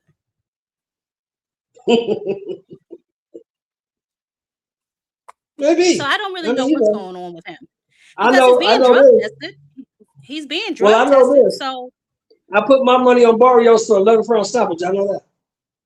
Oh, you did? Yes, I did. Okay. They got Ryan up on Vegas right now. I can't have no faith in a guy who loses a fight to Rolly Romero. Can't have no faith in him. Oh my Shelton, God. This is ridiculous. Mr. Shelton, stop it. Ryan minus 260 in Vegas right now, Shelton. Hey, I put my money on Barrios 11 round KO. All right, so hold on. Let me. I should have polled this. How many of y'all think Ryan gonna win? And how many of y'all think Ryan gonna knock Barrios out? Or how many of y'all think Barrios is gonna stop Ryan? Or y'all think it's going the distance? Because one thing Shakur said is very true. All it appears that Ryan has is the left hook. And if you handicap that left hook, because he's not the greatest boxer. This fight is going to look eerily similar to Barrios and goddamn Ugas. It's going to look just like that fight. Really? Okay. Yep. Really? Even after Barrios coming off of 2 draws, bro, the way he fought in that Pacquiao fight. I think he pulled his punches in that Pacquiao fight. And I still say what you cussed me out about earlier. I'm gonna get you back one day, just not today. Hey Vincent, how you doing, baby? You deserved that earlier. Both of them dudes he got the draws with. That comparison is both of them dudes that Barrios drew with are better fighters than Rolly Romero. Okay, Thrill Hill got Barrios. He got Barrios in this fight. Brother, who you taking? Man, you taking Ryan. I'm edging Ryan right now. I'm going with Ryan. Okay. I'm gonna say this, right? To me, who I want to win, I want Ryan to win only because I don't want any more excuses from the Haneys on why they should not rematch him, right? But just being just seeing what it is, I think that Barrios can pull this off. But for the simple fact that, first of all, Ryan's never been a champion. So, seeing him become a champion will be good for him. Hopefully it gives him a new focus. He'll start to take the sport seriously, because I personally don't think Ryan takes the sport seriously. I'm just being honest. He's constantly missing weight. He's constantly acting erratic. All of this stream and all of this other crap. He doesn't seem focused to me. So an unfocused champion is a champion I don't want. But I do want them to, have a unification fight. Some of y'all think that it'll make the fight better for him and Ryan, when I don't even think they need all of that for Devin and Ryan. But if that'll make them have an excuse to not fight him again, I would rather see Ryan win so that they can get that rematch and we can know once and for all if it was the PEDs or if Devin just can't stay out of the way of a goddamn left hook. Is that the only reason you want to see that fight? Because I don't even care to see that fight again. Why not? I don't care about it. I mean, it's over with. I don't care about that fight. I don't care if Devin gets his get back. I don't care about none of that. Boxing, Sheldon. Why would you want to see? I mean, that's what I'm saying. I don't understand why. You got a guy who ain't never really done shit in sport, who beat one guy. Well, they say PED, so the fight didn't even count, right? The fight got removed from the record. Am I right? Yes.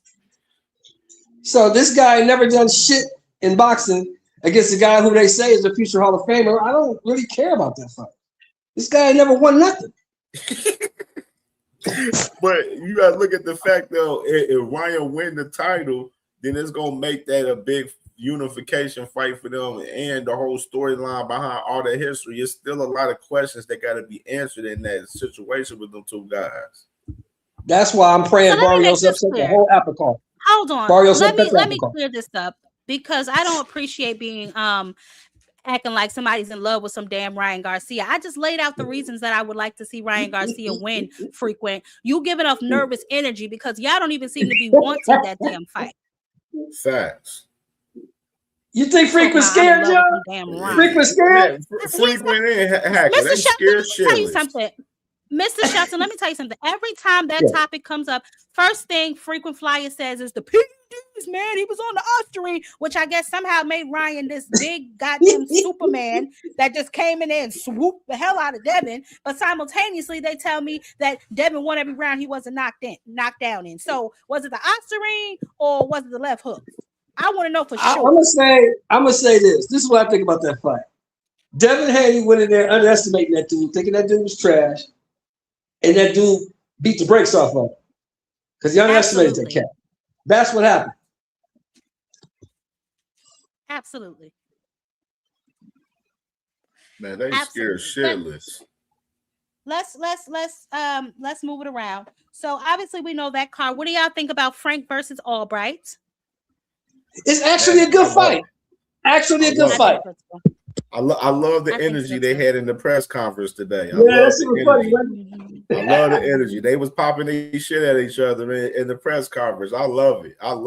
I think it's gonna be a good matchup, beat your ass. Yeah. Frank said he was gonna come step, man. They said, hey, Nair said, however you want it, however you want to fight, inside, outside, whatever. Like, hey, I was loving the energy. I'm like, yeah, they gonna get it cracking in that fight. Now, here's the question for y'all. I got a big question for you, Jab Queen. If Frank loses again, is he gonna go buy some more chains? Bruh, Shut the come hell on. up, Mr. Shelton. Come on, bruh. Stop playing. Because I was feeling bad that my brother cussed you out. Now I see why. Okay, I see why. Okay. Then you see why I cussed this silly ass out now. Yeah, I see why. I see why. But speaking Frank, I actually want to see that fight. Honestly, I want to see that fight. I want to see where Frank is at. I want to see where Nair is at, because I think Nair Albright is a lot better than people think he is. Yeah, he's very underrated. Very underrated. No, he's definitely underrated for sure. He's definitely underrated. But speaking of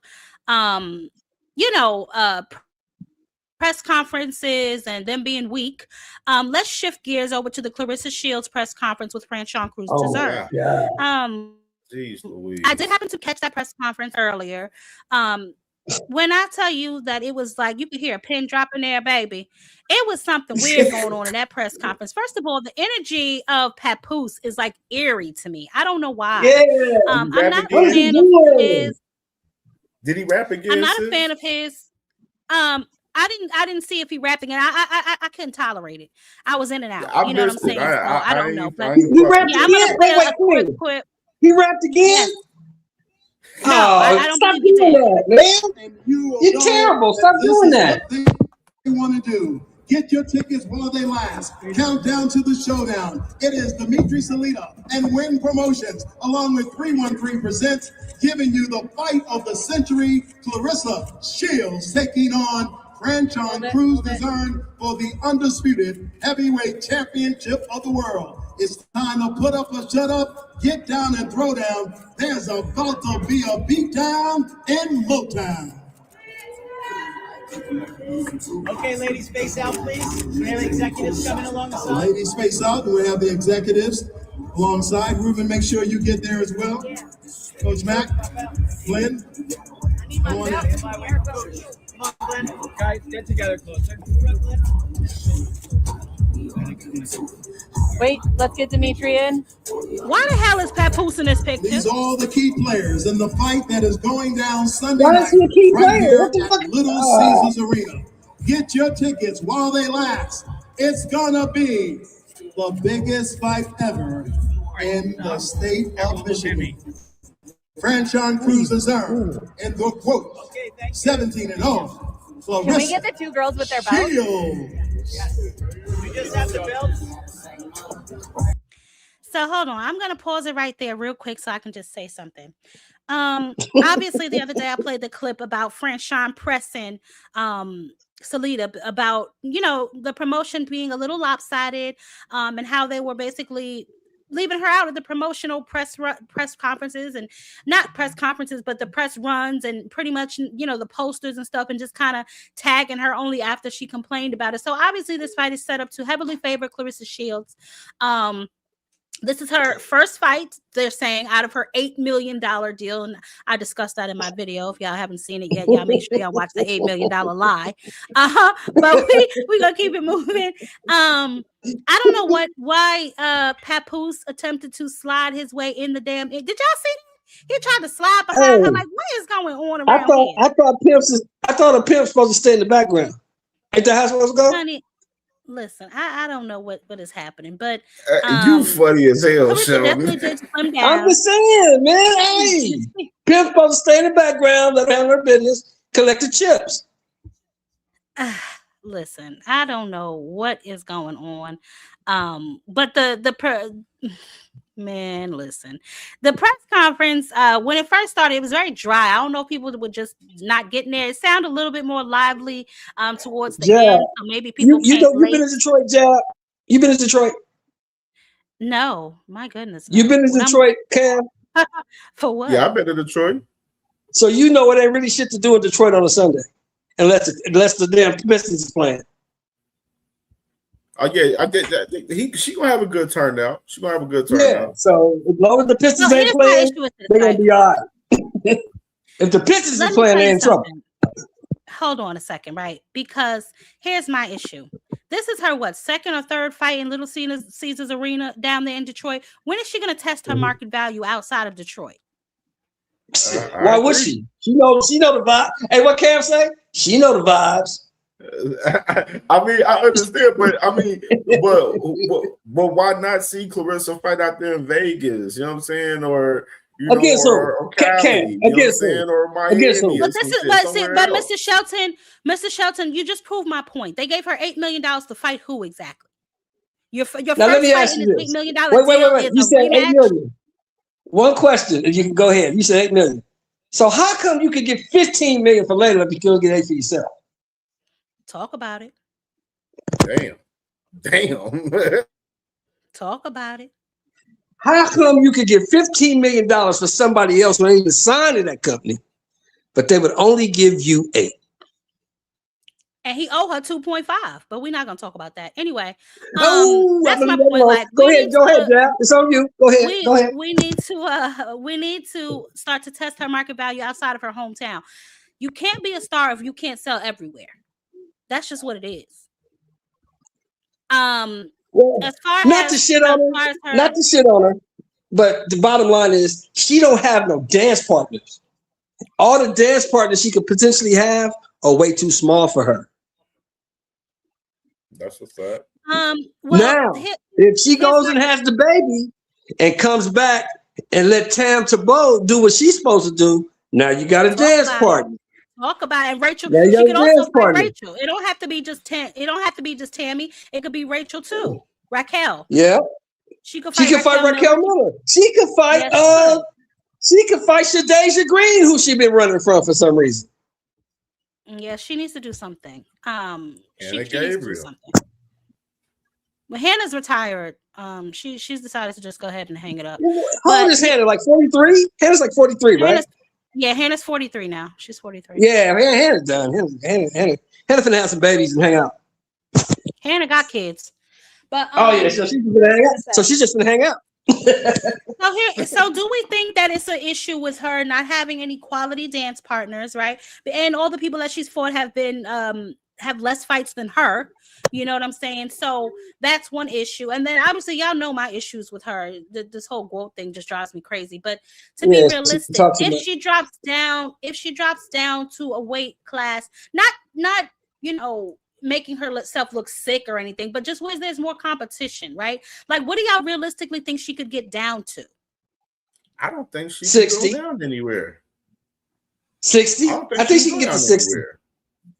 You think that's too far? I don't think she can go nowhere. I think she's not willing to go anywhere. Right. I don't think she has no interest of going down in any weight of anybody. If that's the case, she would have did what she wanted to do. Is talk about she wanted to go take franchise titles. Well, go ahead and make the contract. You the A side. You could have went ahead and fought for her titles, but you ain't pushed for that for real 100%. You cooking, Rod Walker. You definitely cooking. I agree with you 1,000% too. But that was one of my questions. That's my biggest issue with her. Her opposition. I don't care about who she's sleeping with. I don't give a damn about that shit. But my problem with her is the selection of opposition, and lack thereof. Right. So. Obviously, she has Danielle Perkins on this card, who she just defeated. Danielle Perkins has like 5-6 fights, right? And then your rematch. She signed to Clarissa, sis. Danielle Perkins. Yes, Clarissa said that Danielle Perkins is a part of T-Rex Promotions earlier in the interview. Yes, she has her, and then there's another girl that fought on her card previously too that is signed to her. So she does have like 2 or 3 fighters. Is Tony Harrison signed to her too? Nah, he just signed to Salida Promotions. He just signed to Salida Promotions, yeah. But that's just my issue with her. Just not being, I guess, in a weight class. I don't know why the hell she went all the way up to 175. She claimed they were trying to freeze her out. So what happens when you get a man, Jab? What happens when you get a man? I don't know. I have no idea. You start to bask in your feminine energy. I don't want to hear that shit. I don't want to hear none of that. You don't want to get up at 4 a.m. and run 5 miles no more. Well, that's going to cost her. And let's be honest, she's not that marketable to begin with. So she needs to focus up.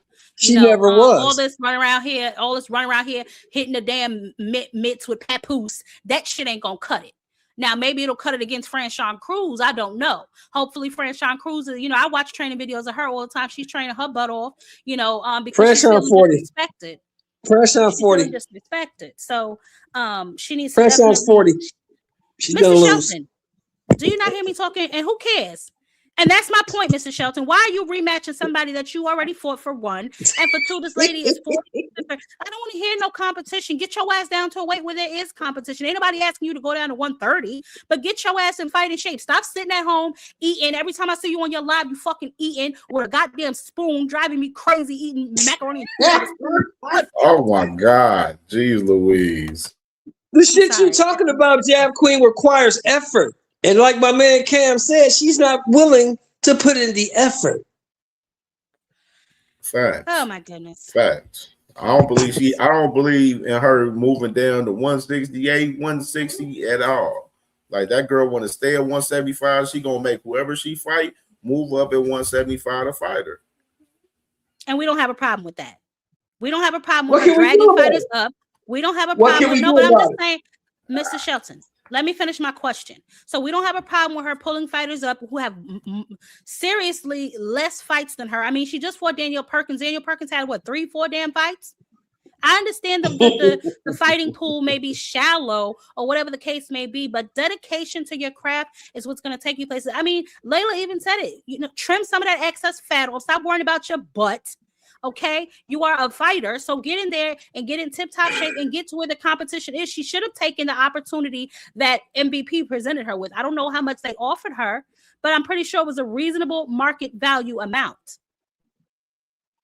Because pretty soon she's going to have to do business with them anyway, because if y'all have not checked, Jake Paul is in charge of the girls, okay? Jake Paul has all the girls. Jake Paul got all the girls over there. He boxing all the champions out in the women's divisions. Okay, Harlem Knights. Yeah, Jake Paul is in charge of the girls. In charge of the girls. That's my favorite movie. Jake Paul is in charge of the girls. Okay, if y'all ain't noticed, people what's going on. Jake Paul is in charge of the girls, so she's gonna have to get out or lay down sooner or later, any damn way. You know, now she can say she don't have to, but then you'll keep fighting recycled opponents that nobody wants to see you fight, which is probably why you'll only be fighting in Detroit. It's not because who the hell you think gonna watch this Sunday night? Who's watching this Sunday? Are you watching it? Because I'm not. I'm gonna watch it, absolutely. I'm watching it because I want to see what happened. I'll be going to an event. I probably won't. I'll watch it when I get back. I'm not watching that shit. Yeah, I don't have nothing to watch on Sunday, so I'll watch it for sure. I want to watch it just to see what happened. You know, I mean, let's just be honest about the shit. You know, hey, she got Boosie coming out on the ring walk. Yeah, who cares? Boosie is old. Stop that. Now let's Boosie's 50. Hold on. Nah, I don't care what you're talking about. Boosie badass is still, he still get the part. That nigga old, big old ass. Rob Walker, you cracking me up tonight. He said this will be Zuffa adjacent. All right, let's get back to it, y'all, because I want y'all to see her pimp. I mean, papoose.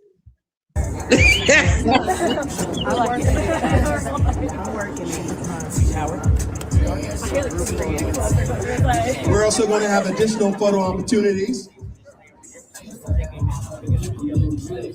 Shay and Daniels will be coming up. They will be, of course, getting ready for that light heavyweight championship of the world. They will stand and do theirs. But we're going to have another picture opportunity of both of these wonderful boxers with the championship belt and how they get ready for the undisputed heavyweight championship of the world. A lot of good members of the media are here. We thank you, Micah K, for being there and doing what you do. Isaiah Hall of Channel 4. Danielle look like she want to put a word in her. Man, Danielle trying to get busy or something. Listen, when I say you can smell the money. What jacket? What jacket, 2 cents? What are you talking about, baby? What jacket do I like? Anyway, listen. So obviously they're going over the card and all the people on the goddamn card. This is going to be her fight on Sunday against Franchon Crews-Dezurn. It is going to be Little Caesars Arena. So if you guys are in the Detroit area and you want to stop by, they do have tickets available. I did hear them say that.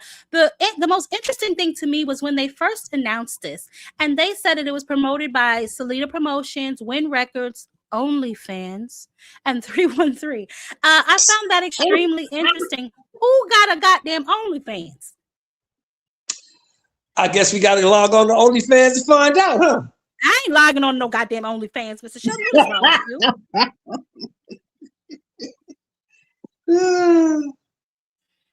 with you? What you talking about? Her fur? Tuesday? Let me see this. I didn't even really look at it. No, I don't like that. It's pink and red. That's the fur. Like that's the cat. That's the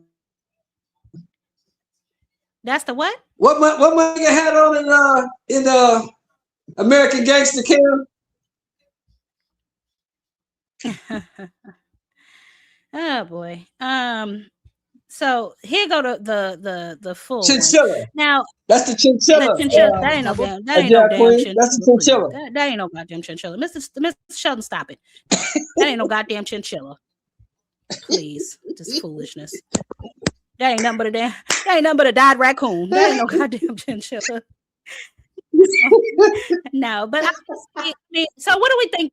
Oh, you know what? Yeah, this is what I want y'all to hear, because I want y'all to hear them say the OnlyFans. I don't know why it's being promoted by OnlyFans.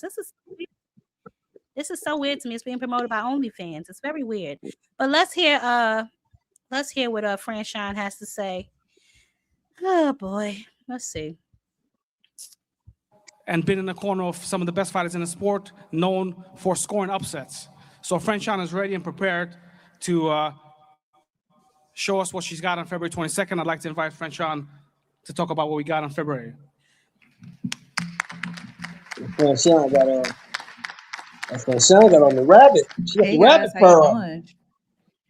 How are you guys doing? Okay. Yeah, thank you, Dimitri, for that introduction. I've been working very hard. This is a great opportunity, something that's very in alignment with my mission and what I love to do, which is push women's boxing forward. I'm grateful for the opportunity from Win Records, Salida Promotions, of course, Clarissa Shields, my management, Peter Kahn, to come together. This is a long time in the making. I've always told Clarissa our journeys was going to be intertwined, as it is, and it's beautiful because when we first met, women's boxing wasn't even in the Olympics. So we had the opportunity to step forward in that manner and to see both of our faces on beautiful artwork around the arena, on the internet. It means the world to me. I'm not a selfish person. I'm very selfless.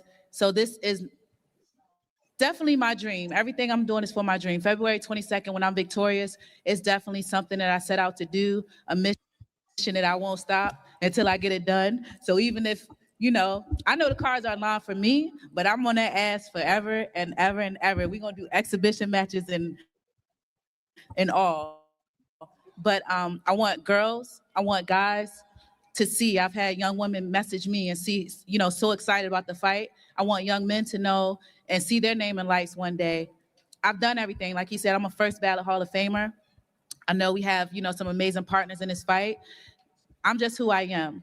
And I'm going to show the world who I am on February 22nd. I want to shout out to my sponsors, Great Aesthetic, Fire God, Undisputed. I can download the game, for pushing me through, because as a woman, it's very hard. I don't have $8 million, and I'm very proud that Clarissa has the opportunity to do that. I'm always going to work for mine, but having amazing sponsors like that to push me through this hard camp means the world.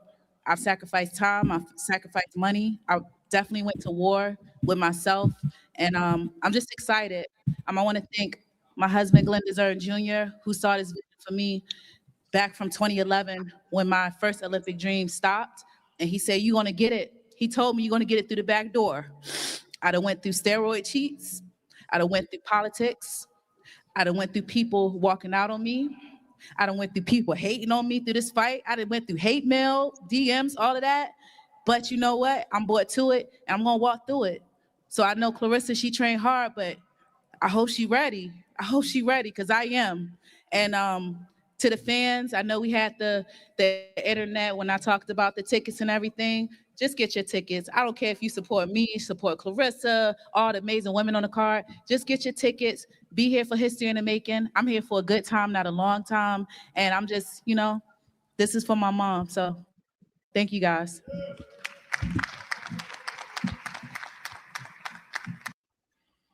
That was powerful. That was extremely powerful. Enigma, what's up, baby? You late, baby. We done covered everything under the sun. We talked about building his delusion. Let's see. We talked about Ryan's meltdowns. We talked about the I fight heard card that's y'all. coming up this weekend. I was in the chat. I heard everything. Oh, okay, baby. What's up? What's good with it? How everybody doing? So We doing good. You kind of Hey, loud. what's I good, don't my know if boy? it's yes. What? We Yeah, good though. What's man. up? I think. Well, you already know the bullshit Bill Haney be on, man. Nobody be studying that dude, talking that crazy shit he be talking about. Motherfucking in that interview, Andre Wood was looking at Bill Haney like he was a fucking clown. Real shit. Yeah. Like he wasn't beat for none of the shit he was saying. And that accountability, motherfucking Bill talking about accountability, but he ain't take no accountability at all for None. that motherfucking fight. Because that shit had nothing to do with Devin Haney not keeping his hand up, getting the fucking weight out of a fucking hook. Had nothing to do with that shit. And Ryan Garcia, I don't think he deserves to fight with Mario Barrios at all. I don't know how he got that shit, but he damn sure don't deserve it. Fucking, it's a dope ass card though. I ain't gonna hold Yeah, you. that card is definitely fire. That card is definitely fire. So let's go ahead and play Clarissa's. I don't know what she had going on over here, but she's on the stage with a baby bottle. So I'm very intrigued to see what the hell is happening. That girl's off her mind. She off her meds. I don't know what the hell she on. All right, She off her fucking meds. I got 3 of them. I got one with water, one with fruit punch, and one with some pineapple juice. You pick which one you want. But she wasn't crying today, so I'm gonna put my bottle down. All right. But what I do want to say is that I hope you know that when we made this fight, nobody wanted me to fight Franchon. Not because she's not worthy, not because she's not a good fighter, not because she's because they say she fights sloppy. It's because she caused upsets. That's the dead truth. And no matter who she fights against, she come in there and put on the show. The girl is skilled, she's tricky, she's strong, she's mean, and she's always in shape. She don't care about having no six-pack, but the girl be in shape. I'll tell you that right now. And when she hit you, you feel it. So when I was in camp, I made sure I checked off every box to make sure not only that I can win this fight, but I want to drop her, I want to knock her out, I want to hurt her, I want to make a statement because she's just that good. Be on that bullshit today. Okay, I thought she was gonna be up here crying again. Is there anybody at that fucking press conference? No, I it's like said the 12 same people thing, there. Enigma. It was only a It's few like people 12 there. people That's there. what drove me to The what I cameraman is there. But let me say Yo, this. why Right? the fuck you on that big ass Hold on. coat? I don't know. She had to show That's the something off. I chinchilla, don't know. Enigma. That's the chinchilla, man. Okay. So obviously, like I said, Franchon has felt disrespected throughout this whole promotion. I'm glad that Carissa understands that it can be an upset, although I don't really think it will. But anything can happen in boxing. But dropping her and knocking her out, like, come on, girl, you got 3 knockouts. Stop. But the right punch can change the trajectory of any fight. So we're gonna have to see. Enigma, will you be watching on Sunday? Probably. I mean, I really don't want to see her fight. She done beat that girl 54, 1,100 times and shit. Yeah. God damn. I want to see her fight Shakur Green, man. That's the only fight I want to see. Well, I have a couple fights I would like to see her in. Shakur Green definitely being one of them. But I would like to see her fight Raquel Miller. I would like her to Tibro. I don't see anything wrong with fights if she can get down to a reasonable weight. Obviously, not hurt herself, but get down to a reasonable weight where she still feels, healthy, and she's able to compete with girls at the smaller weight classes. Because at this weight class, there's really just nobody left for her up there to fight. So it doesn't really say how. I don't know how good she really is because her competition is always mid. Facts. So I don't know. Turn that down or mute yourself because you might get me flagged. Come on, do something with that. But I don't know how good she really is. I mean, she definitely looks skilled, but I don't know because we've never. I don't have these people that she's fighting. It's You like, said Savannah Marshall was where are mid? you finding them? You said Savannah Marshall was definitely.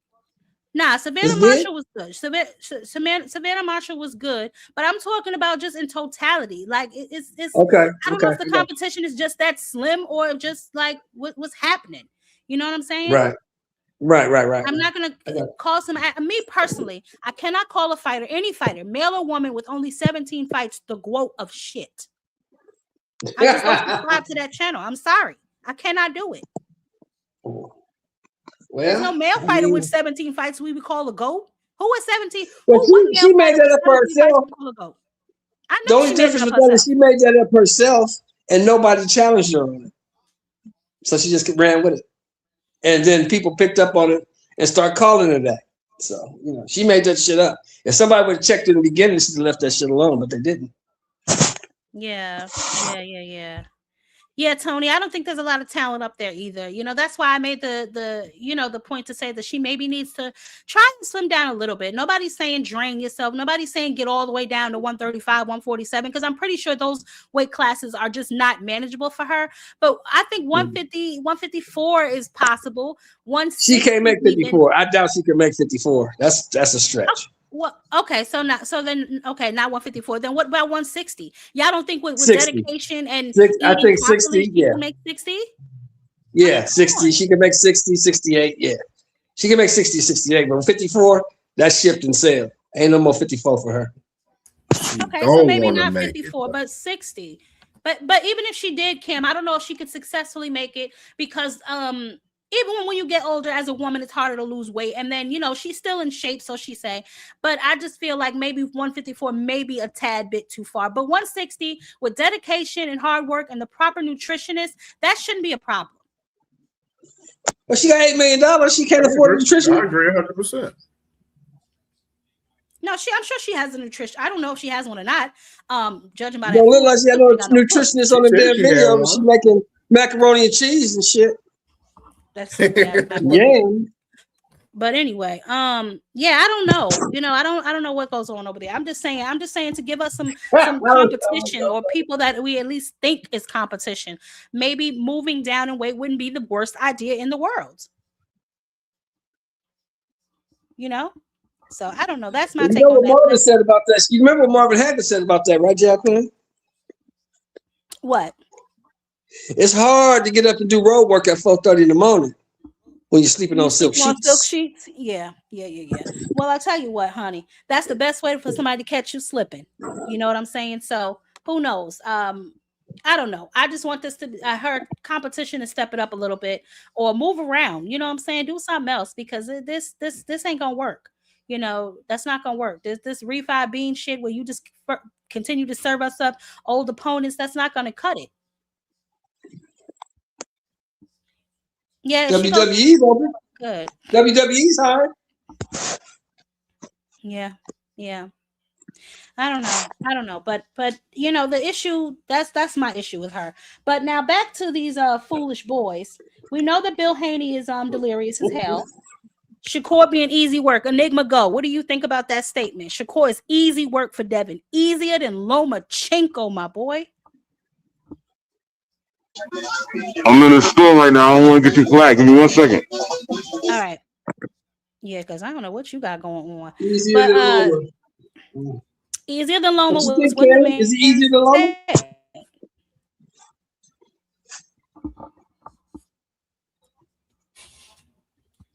Easier than Loma is crazy, bro. I don't think so. Hell no. That's nasty work. I personally think Shakur beats Devin. Anybody else feel that way? Yeah, I think he beat Devin. I think he beat Devin. When he said he got the better defense than Devin, he was right when he said that for sure. I did agree with him with that. I don't think Devin will touch him. I think he beat Devin easy. Devin said he a step. He said he a step on motherfuckers Shakur. That's what Bill Haney. I'm here. Can I answer that? Go ahead. I think that's a 50-50 fight. Shakur does not beat Devin Haney easily, not at all. It ain't happening that way. And I'm not a Devin Haney fan. I'm not a fan of Devin Haney like that. But I understand. You know what I mean? The boy can box, man. He can fight. He can fucking box. I ain't gonna take nothing from him. Shakur can box too. They are both both of those guys are pure boxers, man. Both of them. Yeah. If anything, I think I believe Devin to take more risk and more chances. And I believe Devin probably believes he can hurt Shakur. So considering what he did to fucking Brian Norman, he's going to take that high into that ring with Shakur. I think he gets Shakur, man. I think it's that's a 50-50 fight. You can go either way. But Shakur wiping him out, that shit ain't happening, man. Not at all. Not even close.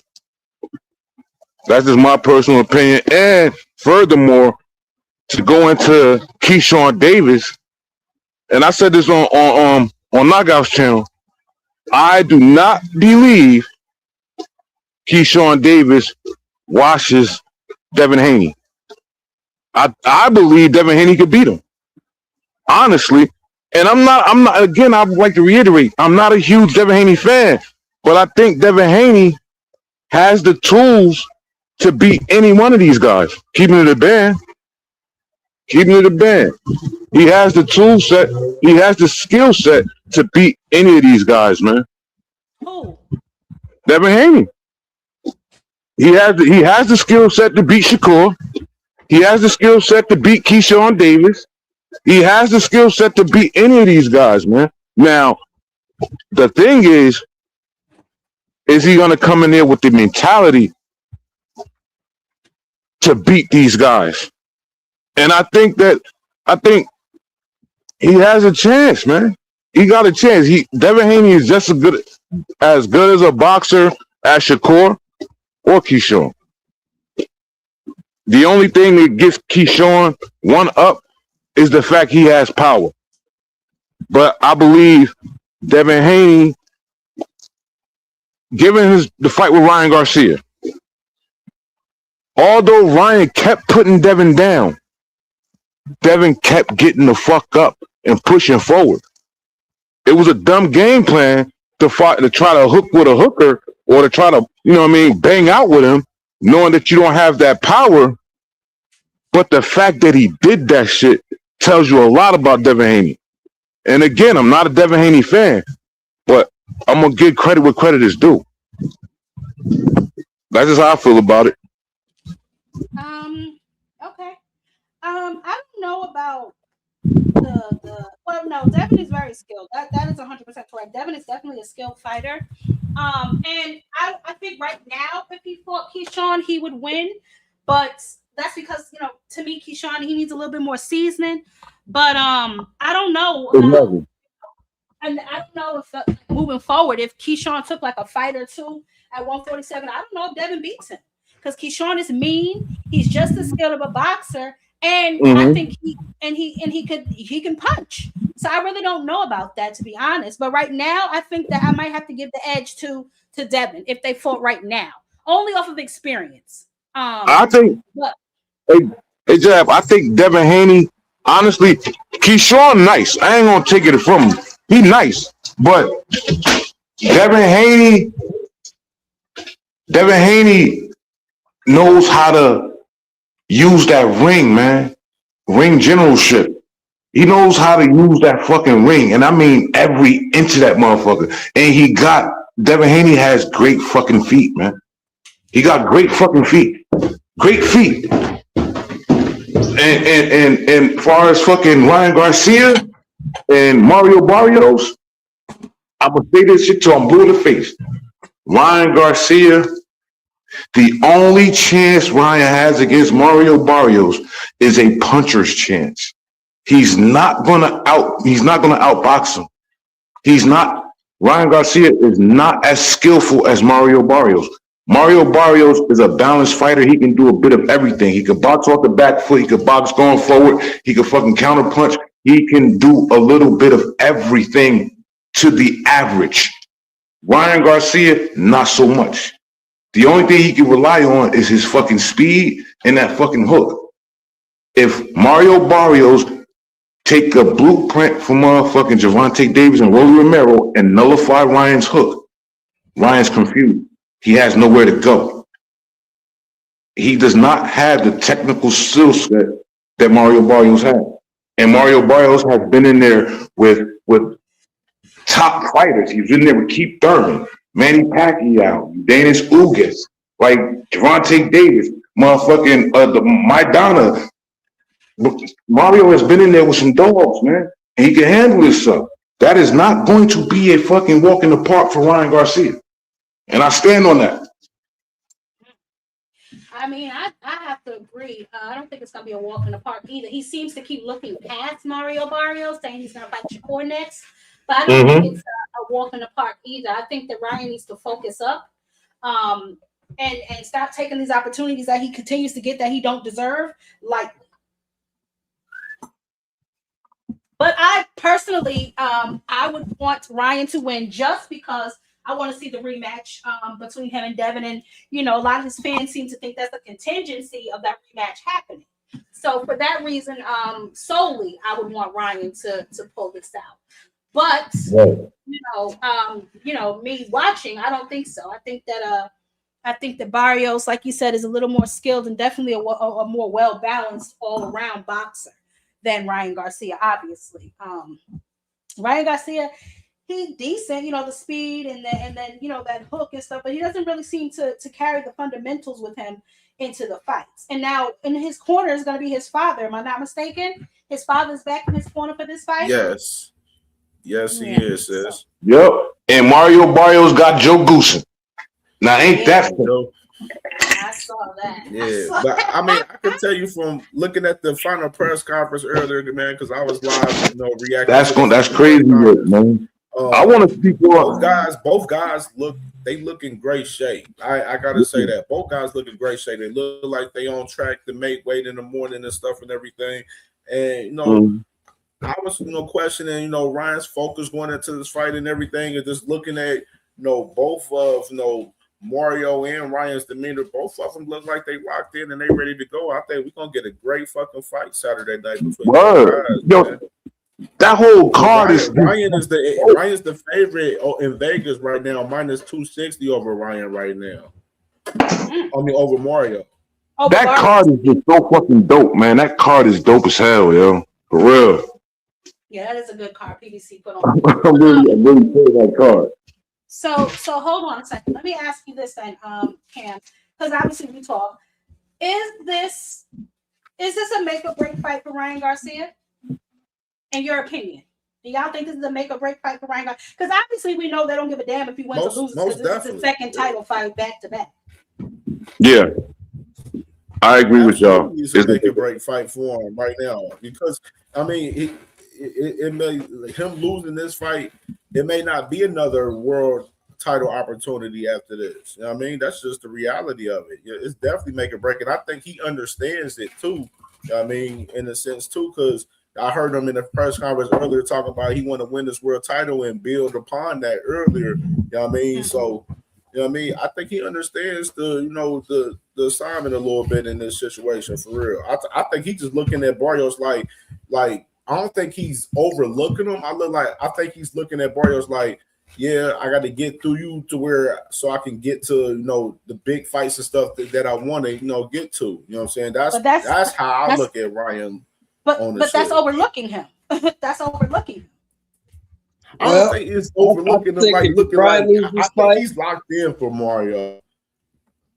Okay. The thing is, I'm looking at Mario last two fights, and his last two fights, he looked suspect. We got to be 100. You know what I'm saying? 2 draws, a draw with Manny Pacquiao. Like we got to be that real. fight, man. Didn't Ryan look back in his last fight? That Manny Pacquiao fight, Mario Barrios was pulling punches. You could tell he was not going all out on Manny, man. He was holding back. I need you to go and get your man. I'm not saying that. I'm saying did Ryan Garcia look suspect in his last fight? Most definitely. Both of them did. If you want to be in reality, if you want to be, okay, hold on, y'all. Let me say this. Let me say this. To Enigma's point, right? I feel that way too because even his own corner told him, "What the hell you keep dapping him up for?" Like it seemed to me like Mario Barrios was in there with like his idol and just happy to be in the ring with him and not really doing what he should have been doing to him, which is why he got his damn way to a draw. Yes, that's exactly what it feels like. That's what it looked like. I don't need you to show no a draw is better than getting punched out by Rolly fucking Romero. I don't give Manny Pacquiao with a Sugar Ray Leonard in that motherfucker. Go get his ass. Fuck all of that shit. I don't need all that too much showing respect and shit. Hey, Kev, you ain't see me say what up to you in the chat, bro? Oh yeah, I see you early, bro. What's good, brother? What's good? Nah, hey, seriously. Like I said, man, a draw is better than getting punched out by Rolly fucking Romero. Yeah, Mr. Shelton. You keep saying that, Mr. Shelton. Why you sleeping on Rolly, man? Rolly has not progressively been getting better, and it's like because he changed. No, hold on, Cam. Because Mr. Shelton, you act like Rolly has not been getting better since he's been with Ismail. Stop it. Ever since he left Bullet, he's been getting better. You can't acknowledge that. So he went from shit to the trash can. He's still garbage. No, he not. He not garbage, bro. He getting better, bro. Y'all just don't want to see that shit. Y'all really don't want to get that man the rightful praise they deserve, bro. You can tell. Like if you look at all of Rolly fights, you can see the progressions and where he got better at. Wrong wasn't built in the day. Wrong wasn't built in the day. One at a time, y'all. This man Sheldon earlier said Abel Ramos is better than Rolly Romero. and he wondered why I cussed him out because he said that dumbass. Like Abel Ramos better than Rolly Romero is like one of the dumbest shits I ever heard damn near. Like that shit's stupid as hell. Okay. Like okay. Well, I tell you this. I bet you Conor Ben is better than Rolly Romero. No, I mean, you know what? Conor Ben is trash, bro. Conor Ben is fucking trash. Conor Ben is trash, bro. He's just a fucking brawler. Conor Ben don't got no fucking technical skill. He's a fucking. So if he beats Rolly Romero, because they talk about that fight. Now, if he beats Rolly Romero, what does that make Rolly? We'll see when it happens. We'll see when it happens. Hold on, because Enigma, you just brought me to a point. You said that Conor Ben is trash, and everybody seems to be in agreement with that sentiment. So why the hell is Shakur Stevenson using his ring call out on Conor Ben? Because Shakur, because you know what? Because Shakur looking at Conor Ben like a cherry pick. That's exactly what he's seen. Because Shakur know Conor Ben ain't got no fucking technical skill set. Made $13 million. Because Conor Ben just made $13 million. That's why he called him out. Maybe that too, but he's a cherry pick. Yeah, and so Sheldon's fine so with that. Shakur cherry picking. Yeah, he's fine with that. I can hear it in his damn throat. I'm fine with everybody cherry picking Rolly. I think Rolly's a cherry pick for every goddamn body. Cherry pick his ass. He wasn't a cherry pick for Ryan. Ryan tried to cherry pick him. A cherry pick going wrong. But I've been telling you Ryan is trash. I told you Ryan is trash since the damn fight with the African dude. But you shouldn't have been saying that whatever the fuck his name is. Shakur been cherry picking his whole career. All right, play nice. So play nice, Ryan. Cam. Play nice. So has Ryan. Who the fuck Ryan fought? He beat Devin ass. He did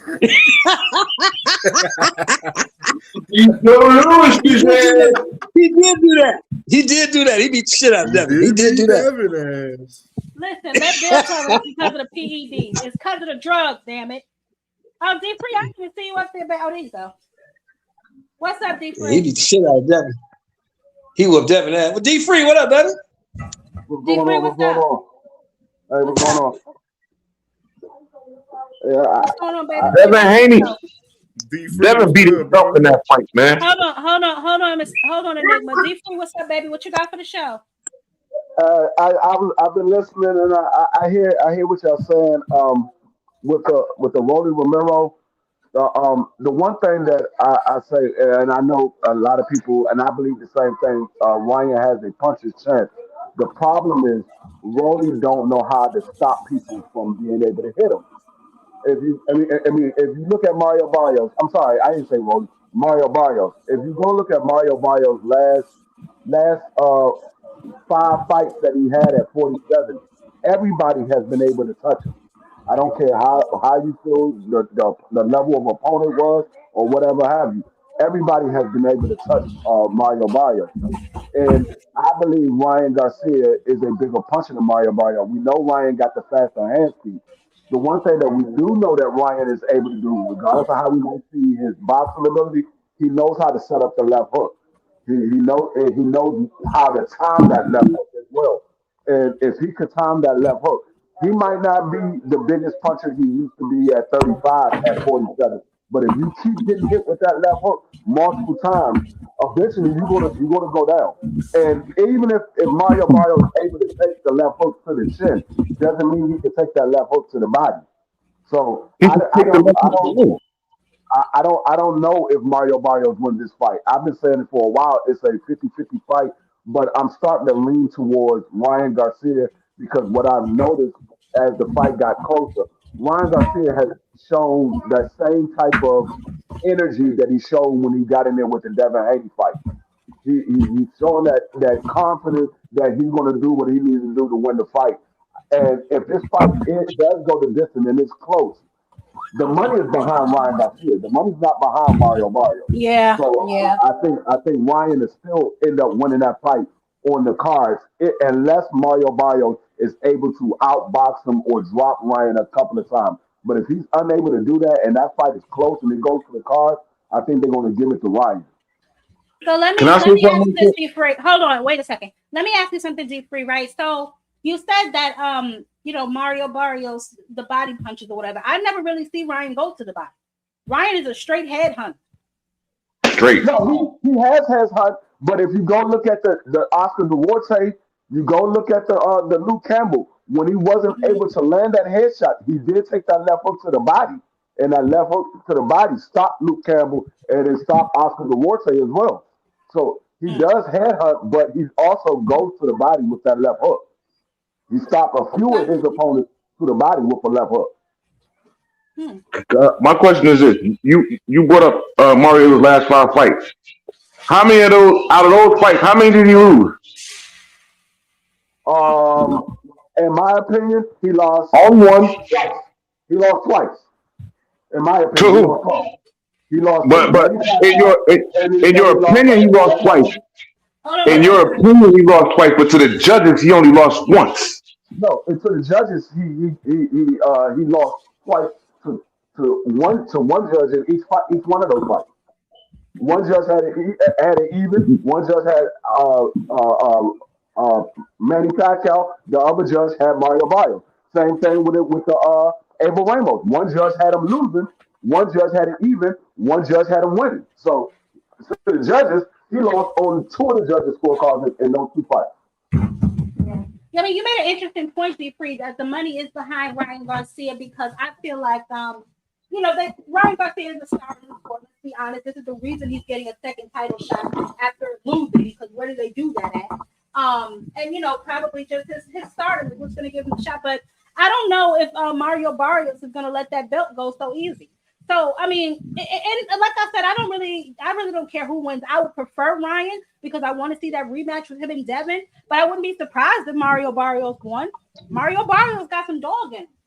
He sure do. I think everybody's fucking taking Mario Barrios lightly, bro. He ain't been a champion this long for nothing.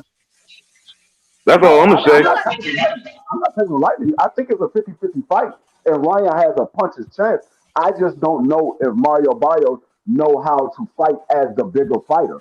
Mario Barrio has been the bigger fighter in every single fight he's fought at 47, and he always give up his height and his reach advantage. Bro, didn't he fight Keyshawn?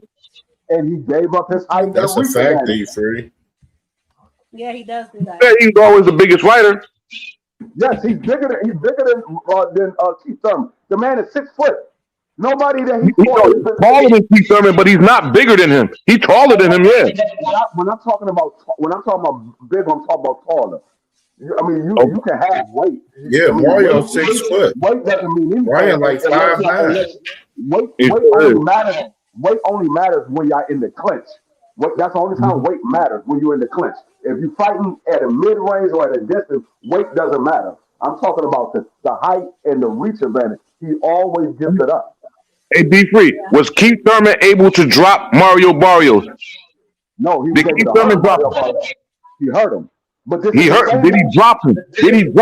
Hold up. But this is the same Keith Thurman that has came off a 3-year layoff, and he came in there and he still outboxed Mario Barrios, coming off a 3-year layoff. A Keith Thurman that we all know gets hurt to the body faithfully.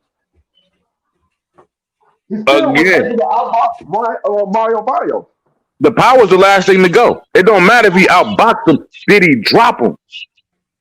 No, he didn't drop him. But that doesn't mean anything because he didn't drop him. The guy, he beat the guy. The reason why I said that, right? The reason why I said that, because you said Ryan Garcia punches hard and Ryan can drop him.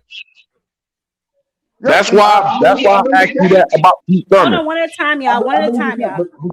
But because Keith Thurman wasn't able to do it, doesn't mean that Ryan won't be able to do it. Okay. And Ryan does definitely hit hard, and he definitely is fast. So that I don't think that's a point of contention there. I just think that what Z-Free saying is valid. That Ryan, for all his shortages, he does have speed and he does have power, and he can hurt you if he catches you. That's just the point. But I want to say this to Z-Free. We all know that if things are not going the way that Ryan plans them to in a fight, he mentally checks out, right? We saw that in the Rolly fight. We saw that in a couple of other fights in the Gervonta Tank Davis fight. So if he's not able to get to Barrios the way he wants to, or hurt Barrios the way he wants to, I really don't see Ryan being successful. Ryan is basically a front runner. If things are not going his way in a fight, then he checks out mentally. No, I agree. That's why I said it's a 50-50 fight, because I don't have 100% confidence in Mario Barrios. I definitely don't have 100% confidence in Ryan Garcia. That's why I said it's a 50-50 fight. But I do see avenues for Ryan to win this fight. I see avenues for Mario Barrios to win this fight by outboxing Ryan and making him frustrated. So it's a 50-50 fight. I think Ryan, with his hand speed and his power, and Mario Barrios lacks he have holes in his defense, and he gives up his height and his reach advantage. I think there will be opportunities for Ryan to be able to land the shot that he's looking for. Okay. What about the rest of the card? What do you think about the Frank and Albright fight? I think that's going to be a really good fight. Which one? What's going on, Patrick, baby? Frank Martin and Nair Albright. That's also on the undercard, along with Richardson Hitchens and Duarte. I like that fight, and that could be an upset alert. That could be an upset alert. I like that fight. I think Frank Martin has looked good when he came back, coming off the 1.5-year layoff, getting there with Rancis and knocked him out in the 4th round. I think he looked good. But Albright is not no slouch. He gave Keyshawn a hell of a fight. Keyshawn won the fight, but he gave Keyshawn a hell of a fight. I think he fought Keyshawn the best out of all of Keyshawn's opponents. He beat Keyshawn's older brother. The man has a great amateur background, so he's seen different styles of opponents. I don't know if Frank Martin can outbox Albright. I think Albright can deal with Frank Martin. That's another 50-50 fight. I would favor Frank Martin, but I would not be surprised if Albright won that in a split decision. Yeah, Albright is a tough out, boy. I didn't even realize how tough he was until the Keyshawn fight, and then we saw him maul Kelvin in the fight after. So definitely, for sure. And that Albright fight with Keyshawn, if we being honest, that really could have went either way. That fight. Yeah. I mean, like I said, Albright's one heck of a competitor. He's not going to lay down for Frank Martin. He's going to push Frank Martin to the limit. Now, can Frank Martin be able to land his combination and be able to set the tone in that fight? We got to see on Saturday. He definitely can. He definitely can. Sure. Frank No, Martin. I believe he can. I just a I matter of will he. got Frank winning that fight. Hey, Aircraft. Yeah, I got Frank winning that fight too, but it's not going to be easy. I don't think it's going to No, be it's not easy gonna at be all. easy. It ain't gonna But be easy. I No. got him. I got Frank winning that fight too. What do you think about Bill's comments about Shakur being easy work for Devin Haney? I mean, no, I can't. I mean, you can't say that Shakur will be easy work for Devin Haney because anytime Devin Haney has been in the ring with a boxer, it has never been easy work. Never been easy work. So the only true boxer he's been in the ring with was Loma. I think Shakur is a better fighter than Loma. Yes, Loma has he can give different angles and things like that, but I think Shakur is a better fighter than Loma. I think Shakur can judge distance just as well or better. Well, in my opinion, I think he judged the distance better than Devin, but Shakur can box with Devin. Devin can box with Shakur. It's going to be a matter of who makes the mistake and how many mistakes that the person makes in the fight. Because I don't think that either one of these guys beat the other one easily. I will favor Devin to win the fight because of the experience that Devin has over Shakur in his pro career.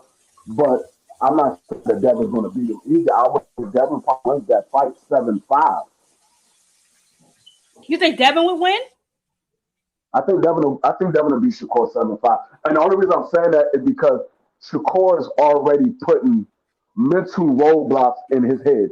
He's saying, oh, they need to have a catch weight and things like that. He's feeling like if these guys are rehydrating to 170, he's not going to be able to deal with it. But although he said I fight Devin at 170, I don't care if he blow up to 170. It's all about the skills. But then you turn around this time and it's an opportunity for you to make that fight. You saying you want a rehydration clause because the guy can blow up to 170. Well, you just said a few months ago that it doesn't matter if he blows up to 170. So I You think know what? He actually mental, just said mental roadblock. he actually just said if Devin is willing to go to 144, he'll fight him at 144. You know what, D-Free? What? I agree with you. I agree with your take 100%. Like 100%, I agree with your take. I believe that Devin Haney beat Shakur 7-5. I believe that. But it's not an easy fight. It's not an easy fight for Shakur either. But everybody keeps saying, like, Shakur's going to wash Devin. Like, that shit ain't happening like that. No, I don't think a wash, but I think Shakur beat him. Devin's a heck of a fighter. I like both these guys. I like Shakur. I like Devin. I don't like some of their take on how they approach certain fights. But in the ring, I like both these guys. And there's no doubt about it that Shakur's one heck of a boxer. There's no doubt about it that Devin Haney's one heck of a boxer. But you're not going to tell me, from what we've seen from Shakur, the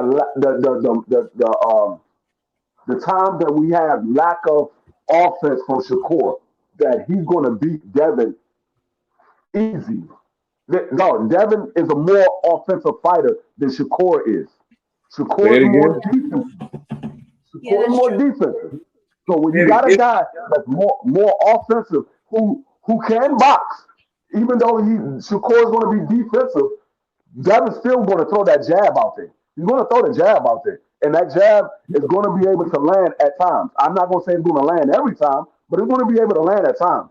I think Shakur is going to be able to land his jab at times. Shakur is going to be able to counterpunch Devin at times. But this is a 50-50 fight.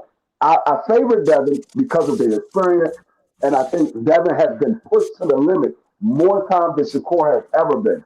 So when I see a guy that's been pushed to the limit and able to overcome, it kind of, I gotta lean towards that guy compared to a guy that's never been pushed to the limit. I don't know what Shakur does if he finds out he's down on the scorecard or if he feels that he's down on the scorecard. I don't know what Shakur's going to be able to do. I don't know if he has that next gear that he can tap into and say, okay, I got to turn it up because I'm down on the scorecards. Or if he gets put down, or if he hits the fucking canvas. We don't know. I'm with you all the way on that shit, D-Free. All the way. Yeah, I don't Hustle know. man, Blue I Hustle man, think what's up? What's good with you, Champ Queen? How you doing? Man, I'm doing good. How about you? I'm good. What you got on it? What you think? You think Bill said he could beat him easier than Roma, honey? I heard that, he just be saying anything. Mm-hmm. Even Andre Ward wasn't believing what he said. He's like, what? He said, man, we talking about Shakur. You know what I'm saying? So I don't feel You it. don't Like know I how said, many tools is in that tool bag. Now you heard him talk about the I tool heard warehouse. I heard that. But you know what? If I have to say something when it comes to ring IQ, man, making adjustments on the Oh, fly in that ring. oh, okay. Devin ain't grade A when it comes to that. That's Shakur's lane right there. Because That any is true. situation he's been in, he has not had a close fight. Devin has. Devin's had fights where people are questioning and say that he lost the fight. You know, so it just is what it is. In my opinion, like I said, when it came to him fighting TL, Zepeda, all these other fighters, even one with like Bud was fighting, I said, man, he gonna watch this. He's gonna watch the people that they're stepping in front of. And I'm gonna say it again right now. Shakur will wash Devin. Shakur will No, wash Gar. Wash. no, he Wash. will not. Wash. That's no, your If opinion, my you friend. think that, Listen. That's your Let him opinion. You finish, have your Enigma. opinion, Let him finish. Let him and I finish. have my Go ahead. opinion. And it's okay for us to disagree. You see what I'm saying? But that's what the best thing about boxing, being able to have something and not watch something and you know what's already going to happen. Anything can happen in that ring. Just like you guys were just saying. What if Shakur gets hit, and he goes down? How is he going to handle it? Those are wonderful things. You see what I'm saying? So I'm not going to knock what you guys are saying. I just don't agree with you. And that's just what it so, is. so Blue, let me ask you a question. Hold let me on, ask hold you on, this. hold on, D Free. Let me ask him something. Blue Mhm. Hustleman, how do you see this fight going? Do you think it's going to go like D Free said, 7-5? Do you think it's going to be ultra competitive? Because you said Devin's going to wash Shakur Yeah, easy. How? yeah. Because he's gonna have the defense. He's gonna be able to keep him. He's gonna be able to frustrate. I think he's gonna be able to frustrate um Devin. And the reason why is because I believe Shakur's jab is better. His footwork is better. In my personal opinion, some people won't agree with it, and his ring IQ is better. But one thing I will say that Devin, I'm not gonna sit there. You know what? I'm gonna be honest. Devin could win the fight. Yes, he could. He could possibly hit Shakur with something and wobble him, and maybe Shakur can't come back from that. So yes, he could. But in my personal opinion, he's gonna wash him. He's gonna put that jab on him. He's gonna walk him down, stay in front of him, make him miss, frustrate him, and put him in his position. Put him in a yes, he's gonna walk just like he walked down everybody. He's walked down everybody. And people like to say that he doesn't walk down. He stands right in front of his opponents and applies pressure. He had Tio on the back foot. He had Zepeda on the back foot. He's had a lot of people, a lot of fighters on the back foot. They say that Shakur don't got power, but yet he keeps everybody honest that he fights. Everybody can I honest say that he fights. something? Yeah, Please? hold on. Let him finish for What y'all do you jump all consider a over him. wash Hold though? on. D, hold on. Are you finished, Blue Hustleman? Because I'm about to let Yeah, I'm about to I'm let him good. on you. Okay, go Yeah, ahead, go D ahead. Free. No, what when you say wash, what do you consider a wash? Shoot. I say at the most like 8-4 round. 8-4. That A4 is not a wash, dog. That's not a wash. I mean, That's not a but I wash. said, like I said, at the most. Yeah, Okay, that's I'm not a just being wash. honest with you. When I'm looking at wash, I'm looking at 10-2, 11-1, or yeah, that's I 12 think zip. a That's wash a too. wash. Yeah, that's a That's a wash. wash. Well, I mean, okay, but like I said, it's still that's to me that if you only win 4 rounds out of 12, you've been washed, man. Bro, You've been washed. you said Shakur Stevenson walk people down. You said he walked Yeah, Zepeda down. yeah, I sure did. What Yeah, yeah. fight are you watching, bro? So Zepeda, Enigma so be so nice. Zepeda, Enigma be nice. no, he's good. He's I'm just talking how he curious, feels. bro. I mean, You said he so he walked. didn't. So let me ask you something. So hold on. He had Zepeda on the back foot sometimes, and he also went to the ropes, and he also stood in the middle of the ring too. No, now I will agree. He does have moments in fights where he comes forward, but not he not. The only person I've seen him walk somebody down was guys like Jamel Herring. I seen him That's walk it. Jamel Herring.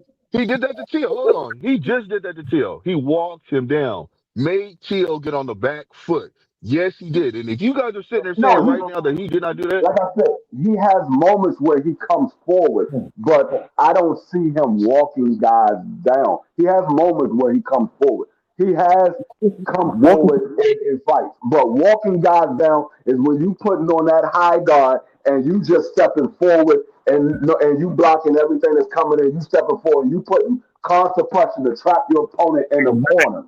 That's walking a Like, person down. so every time like Tio the Tank took a did the step back, Frank. hold on. Every time Tio took a step back, what did Shakur do? He took a step forward. Every time he took a step back, he That's took a not step walking forward. somebody down, though, bro. The dude is being forced backwards, and no matter what, Shakur's not running towards him.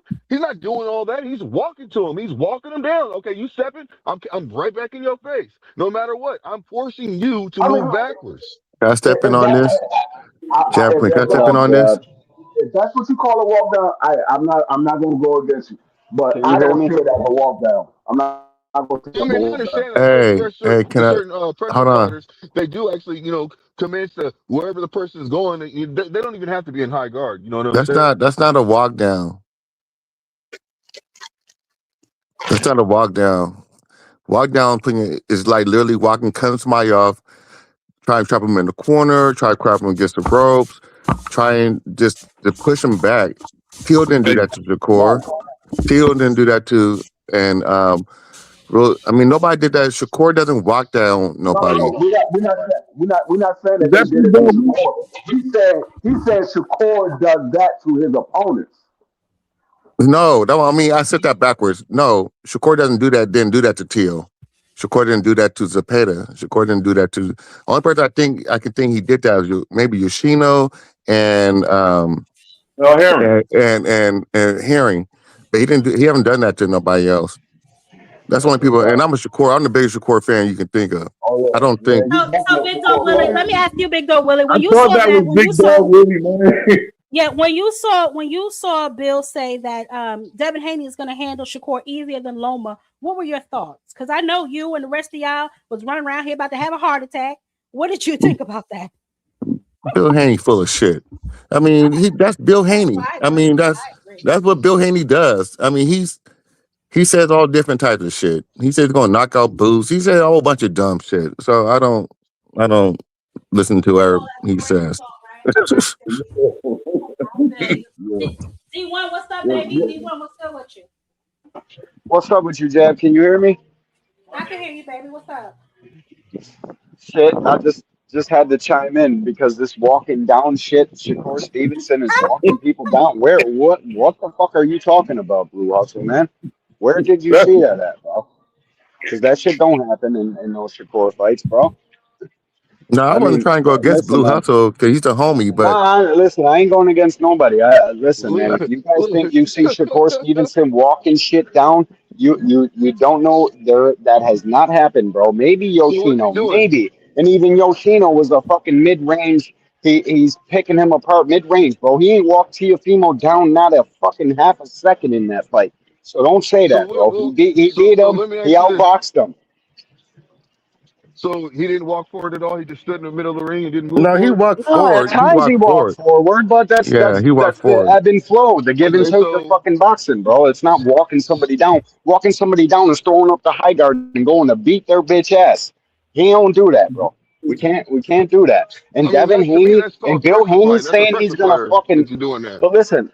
Well, just don't put Shakur and walk down in the same fucking sentence. That doesn't go together, bro. That's not what's happening. I don't know what the fuck you guys are looking at, but that definitely ain't that. And Bill Haney saying Devin will easy work Shakur on what fucking planet? I realize he's a dad and he's looking at his kid and he's trying to big up his kid as much as he can. Believe me, I got an 18-year-old kid that throws footballs. I know all about bigging up your kid. But what this guy is doing is straight fucking delusion. And he snitched on himself in that interview talking about when Loma said he had us figured out. I looked at Devin and said, it's too late. Yeah, you're fucking right. That's the only thing he said was it was too late. That was not good advice. No, And no, D1. That's not the only thing he said. He said, "You mean to tell me his jab better than your jab?" That's what he said. I don't know why you you guys. I guys don't know why want to know people try what to the listen to Bill single most, Haney hold say on. anything. Let me just finish here, big dog. Listen, the single most countered punch in boxing is the single mid-range jab.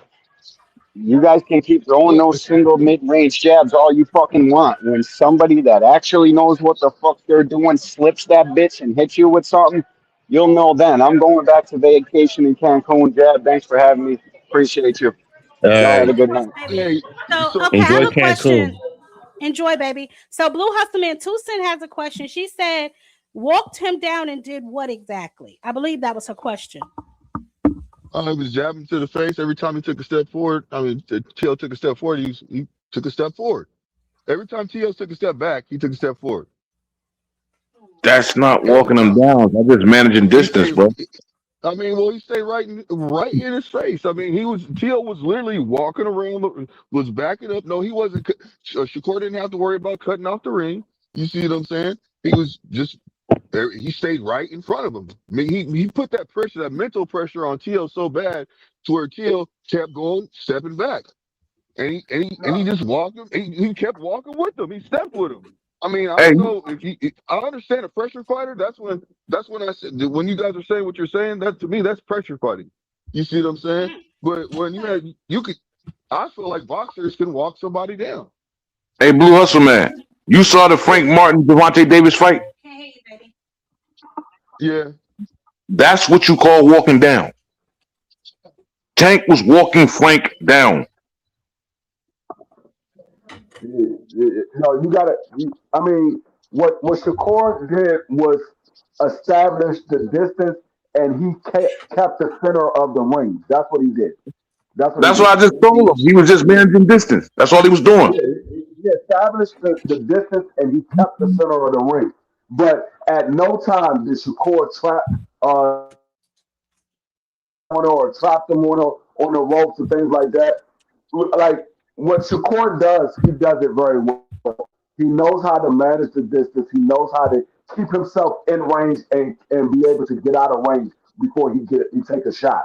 That's what he does very well. Shakur would never walk somebody down in the aspect of how we see you walk somebody down because Shakur is a defensive fighter. He's not willing to take a punch to get a punch.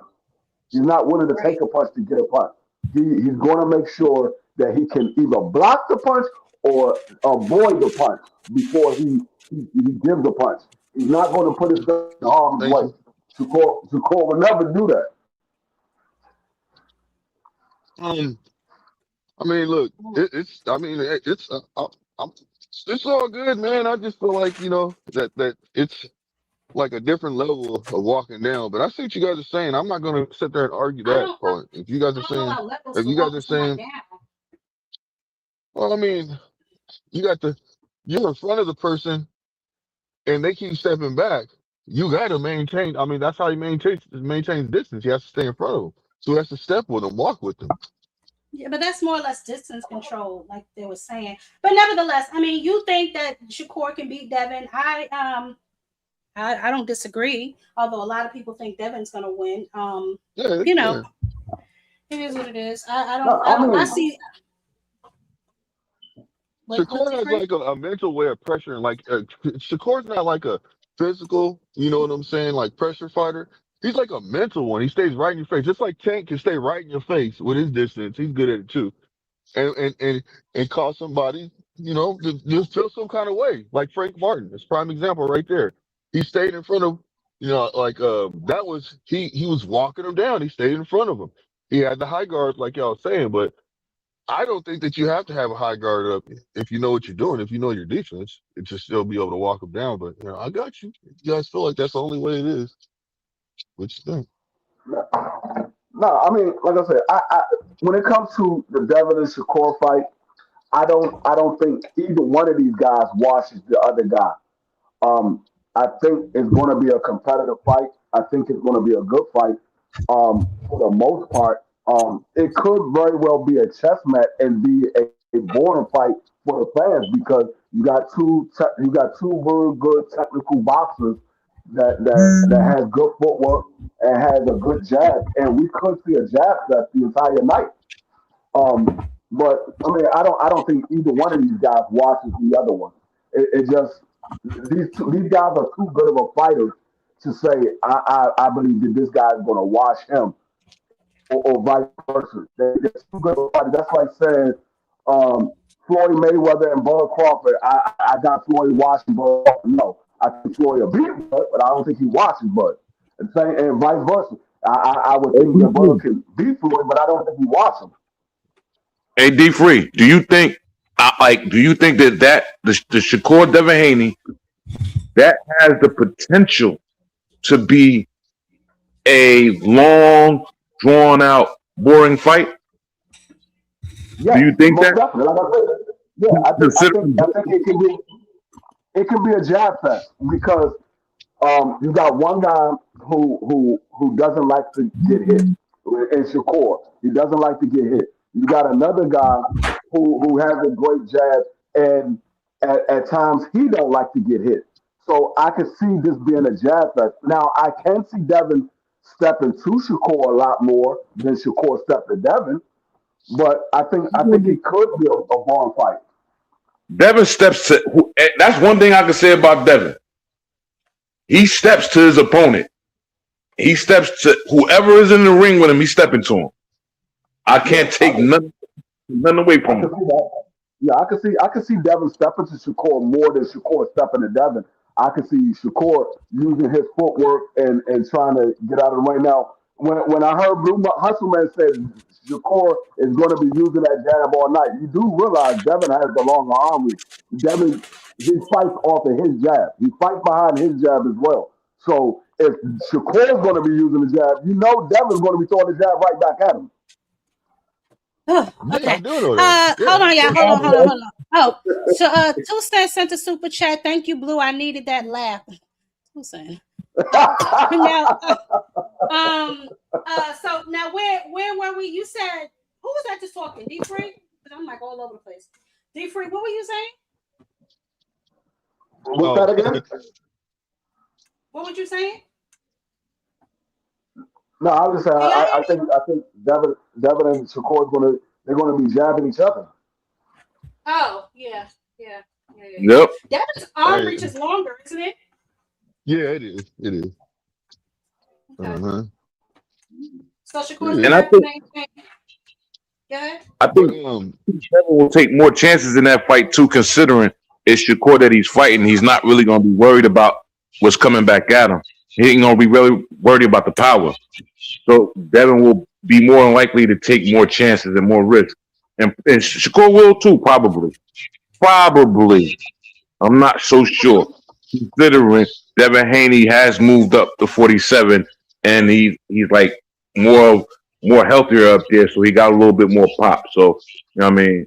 I don't know. I see when it comes to Shakur taking risks, he takes risks once he figures out the opponent doesn't have anything for him. Once he figures out his opponent don't have anything for him, that's when you start to take risks. Because even in the Tio fight, he didn't start taking risks until it got like the 5th or 6th round.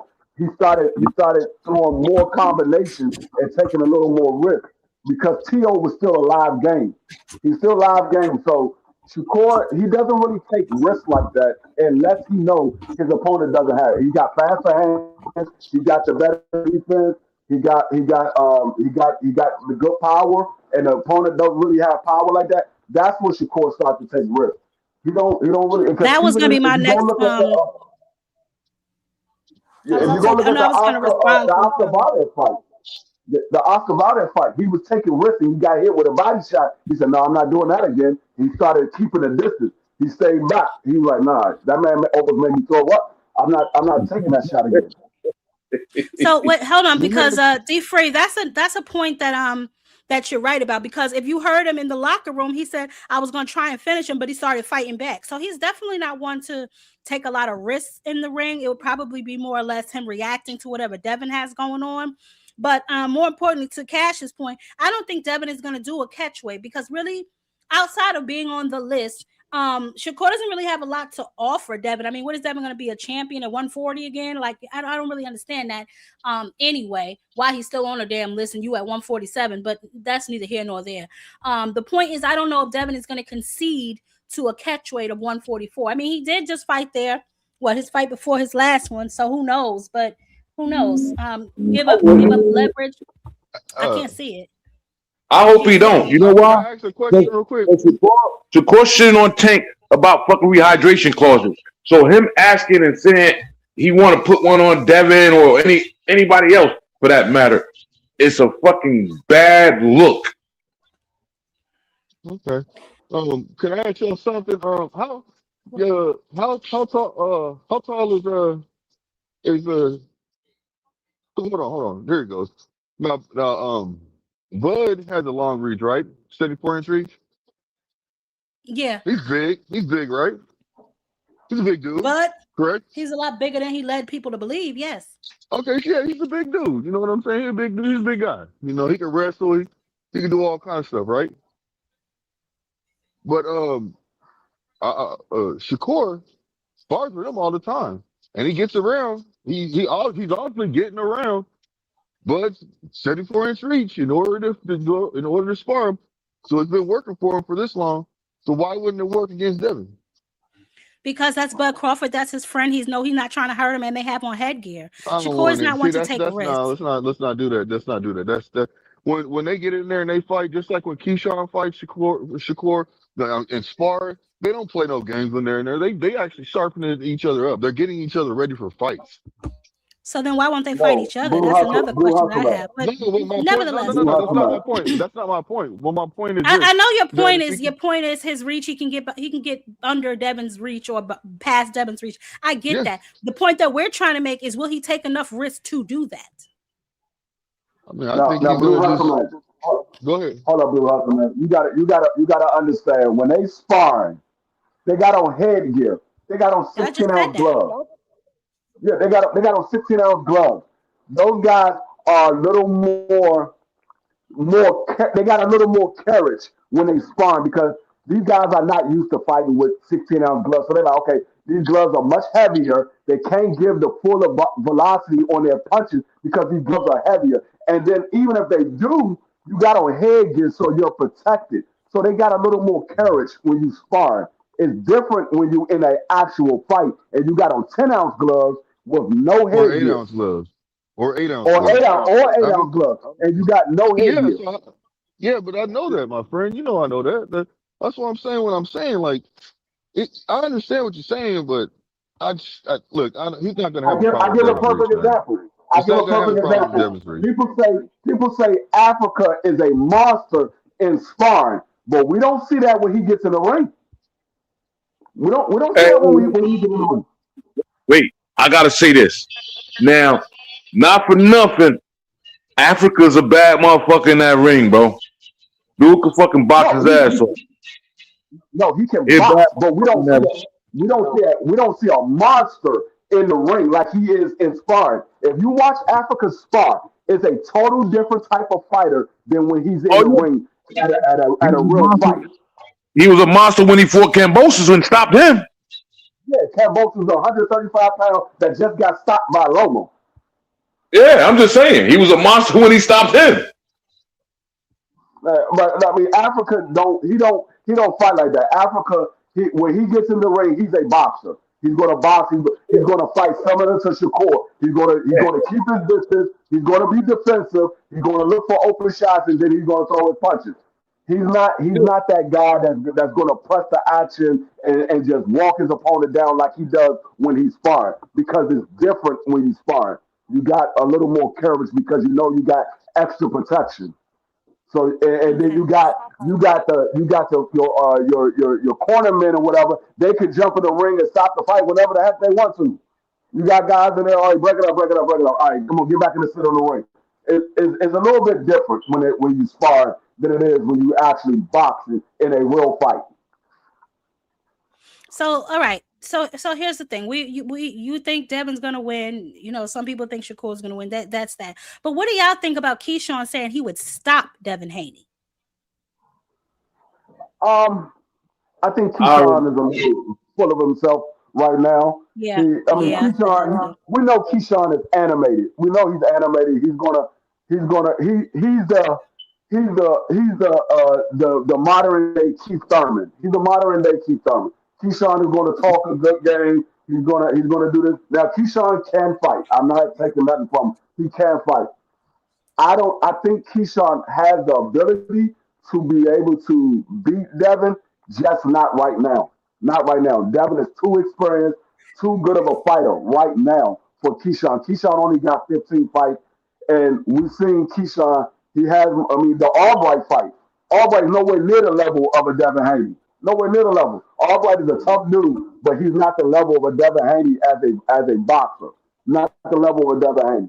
And Albright gave Keyshawn problems in that fight. So I think Keyshawn is a good fighter. I think he'll give Devin Haney a real good fight, but I don't think he's knocking Devin Haney out. I don't think so either. I don't think so either. And I agree with you 100%. He's not ready for Devin Haney right now. If he fights Devin Haney right now, I don't see how he comes out victorious. Devin is a little bit too experienced, but if he takes a fight or two at 147, and then tries Devin Haney, he got him. He got him. But he didn't even petition. Like, he hasn't even petitioned yet. I don't know if Keyshawn just talking shit or what he got going on, but he never even petitioned to be that fight at 147. I don't know if he's waiting for the okay from Bill or whatever the case may be, but they both over there with Turkey. You know, Keyshawn is a ring ambassador. So if he really wants that fight, you know, he should, you know, really petition for it, because as it stands right now, he's number one for Shakur's belt.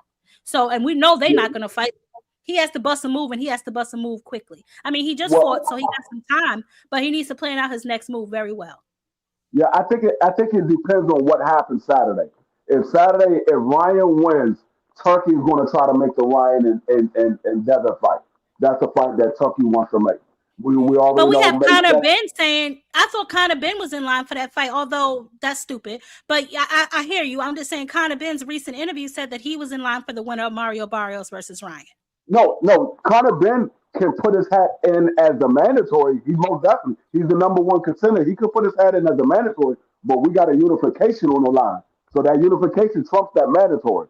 So he could put his hat in as a mandatory, but he don't have the trump card over Devin, because Devin is a champion at 47, and Ryan will be a champion, or Mario Barrios will be a champion.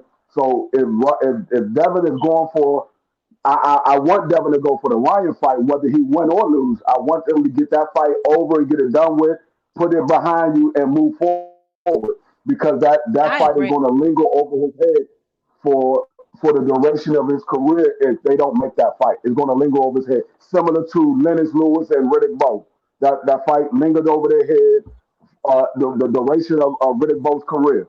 So I want him to get that fight out the way and move forward. But I'm not worried about Conor Ben right now, because all he can do is say, I want to be the mandatory. That's all he can do.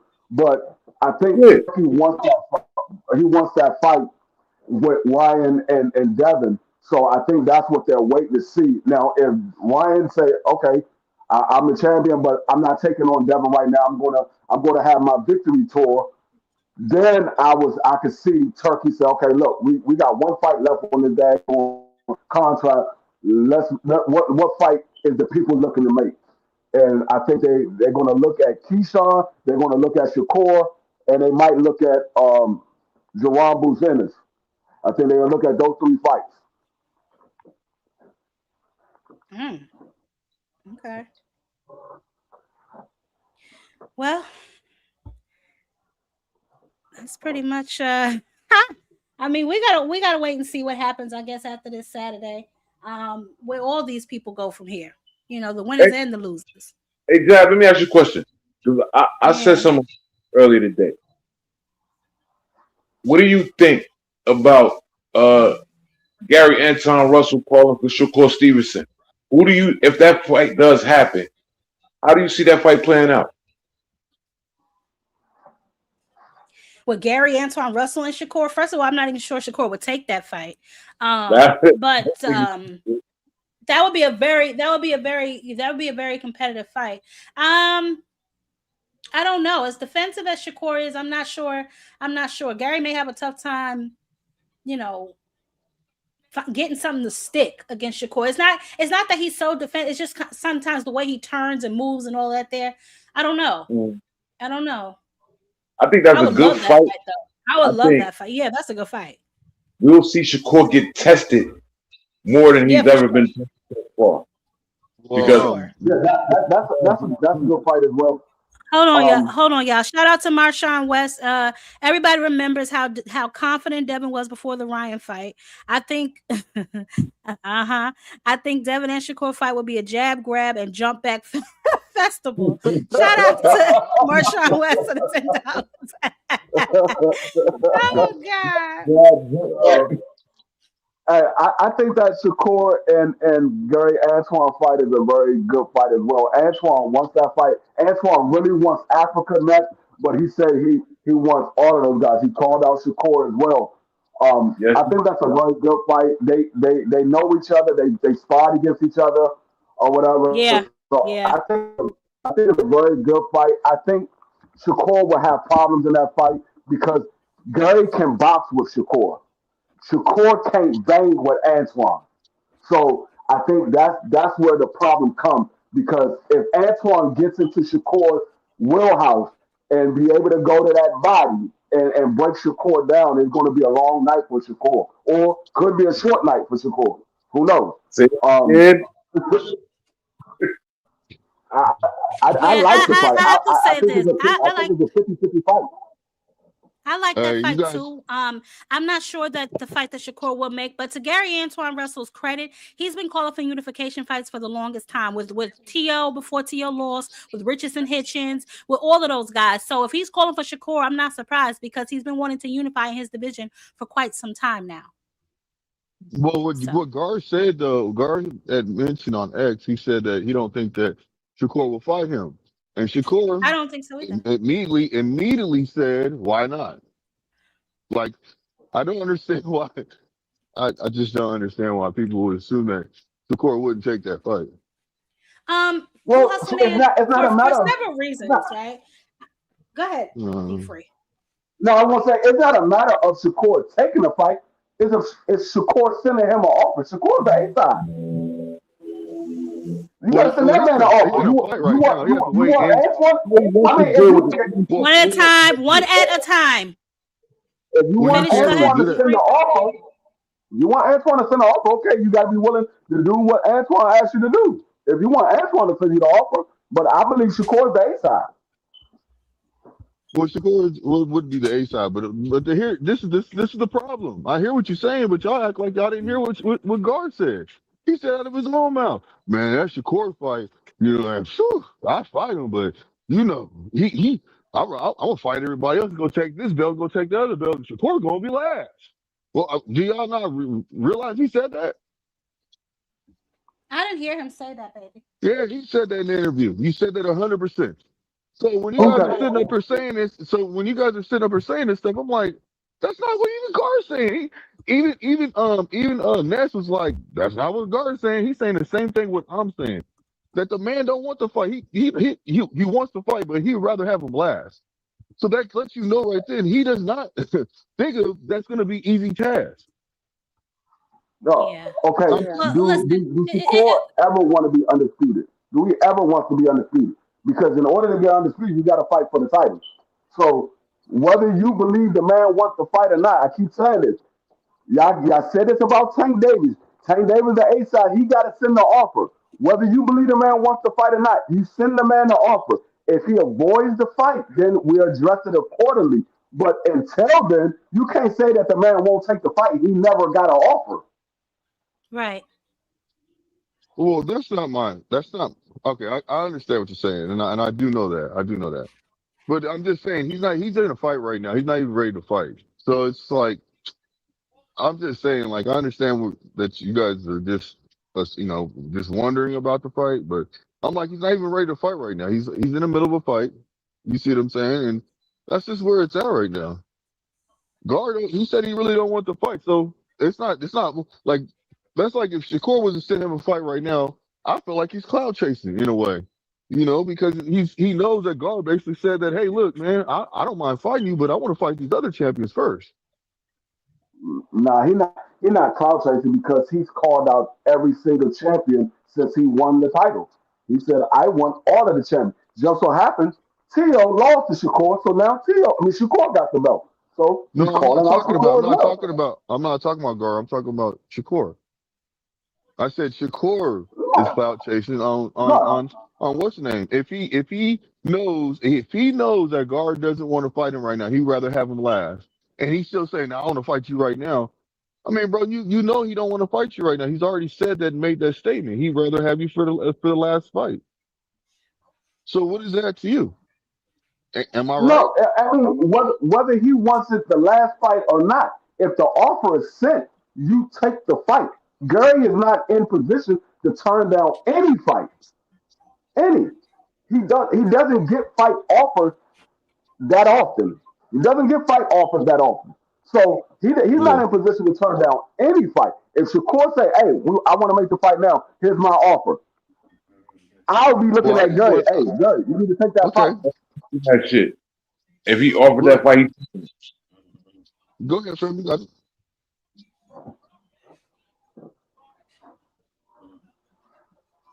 Well, I was just trying to check your tempo because if Shakur was to send him an offer right now, which he's not ready to, that's why it's not happening. Everybody's trying to see what's going to happen this Saturday and the next couple fights going to happen in the future. So I don't know. It is what it is. I think that's all people were trying to say. Like, is that a fight that he definitely take? But Gary Anton Russell is busy. He's fighting his mandatory this weekend. So we'll see what happens after that. He gets past Andy Hiroka, and then we can circle back. It's not a big deal. But I feel like sometimes Shakur's fans get offended when people call him out. It's like, bro, he's a fighter, right? He's not the prettiest girl at the prom. He can be challenged. And as a matter of fact, with all those belts that he's holding, he should be looking for the toughest challenges, unless he does not plan on maintaining those belts, which in any case, why the hell did you go and fight Tio? You know what I mean? Yeah. It just appears that he's fighting from the Bud Crawford playbook, where it's like collect belts and then drop them. Look at 168 now. It's a goddamn hot mess. At least before you knew who the king of 168 was. Now it's like it's whoever. So we don't know. We'll see. We'll see what happens. But anything else, guys? We talked about Bill Haney and his little tiredness. We discussed briefly Ryan and his issues with his contract. We don't know how many fights he has left under the Golden Boy banner.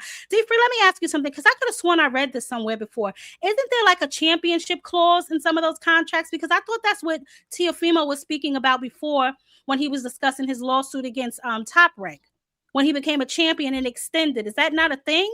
I could have sworn I read that somewhere. Well, I do think there is a clause. I do think that's in there. I was asking D-Free. Oh, okay. Go ahead, Blue Hustle.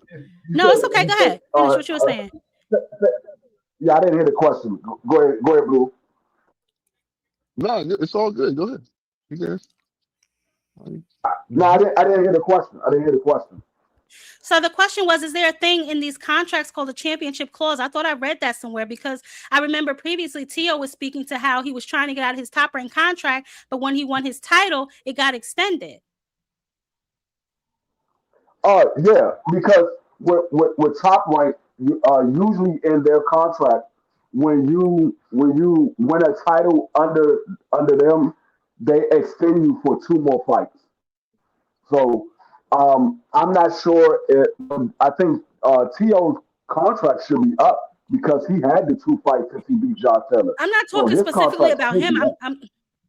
No, I'm not talking about him. I'm just saying, is there such thing as a championship clause? Because the reason I asked that is because Ryan recently did an interview where he said he was at the end of his Golden Boy contract, but if he beats Mario Barrios, it extends. And I know he wants out of there. So I'm just trying to get some clarification. Oh, no. I mean, a lot of promoters put that in the contract. It doesn't mean that it's in everybody's contract, but a lot of promoters do put that in the contract. If they get you a title fight and you win the title, you get extended for 2 more fights. But it's not a guarantee that it's in everybody. Yeah, it's not a guarantee that it's in everybody's contract. But a lot of promoters do have that in the contract. So I'm not sure if Ryan has that same that same clause in his contract. Okay. Okay. Yeah, I thought I read that. I just wanted some clarification because I was thinking that that could be a reason why, too, maybe Ryan may not be going full throttle with this fight because he wants out of that Golden Boy contract. He was saying he has maybe like 1 or 2 fights left, but then he said 1 fight and he just has to pay them for 2 more. I'm not sure. So I just thought, like, if he beats Mario Barrios, that's going to extend it automatically 2 more fights, right?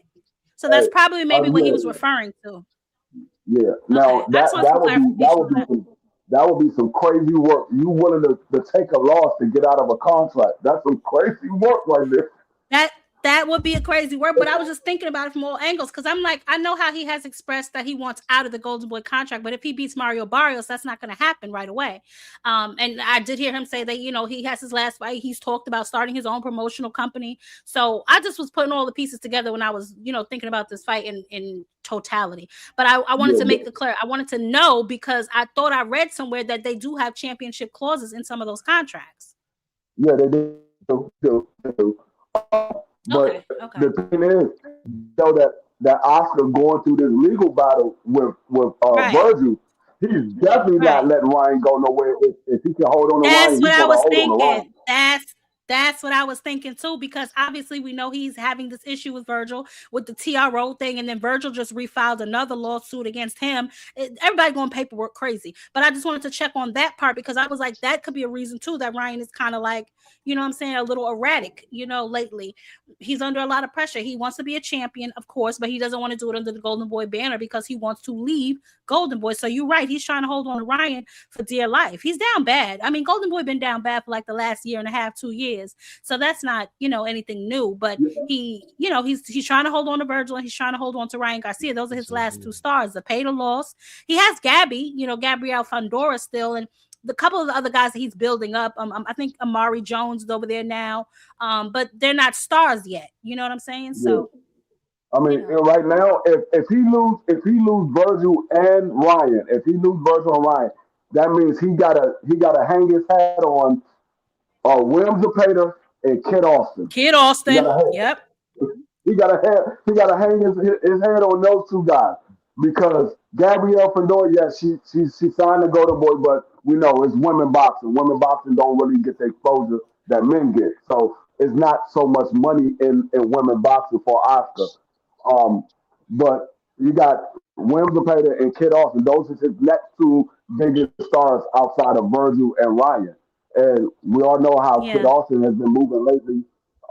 Williams Zepeda, he can make a comeback. He lost his Shakur. It wasn't a bad fight. He just got beat by a better man. So he can come back and still be a star. But Kid Austin, we got to see how he's moving because right now they not moving too supposedly, Lucas Body selected him instead of Albert Bell because he was offered 2 options.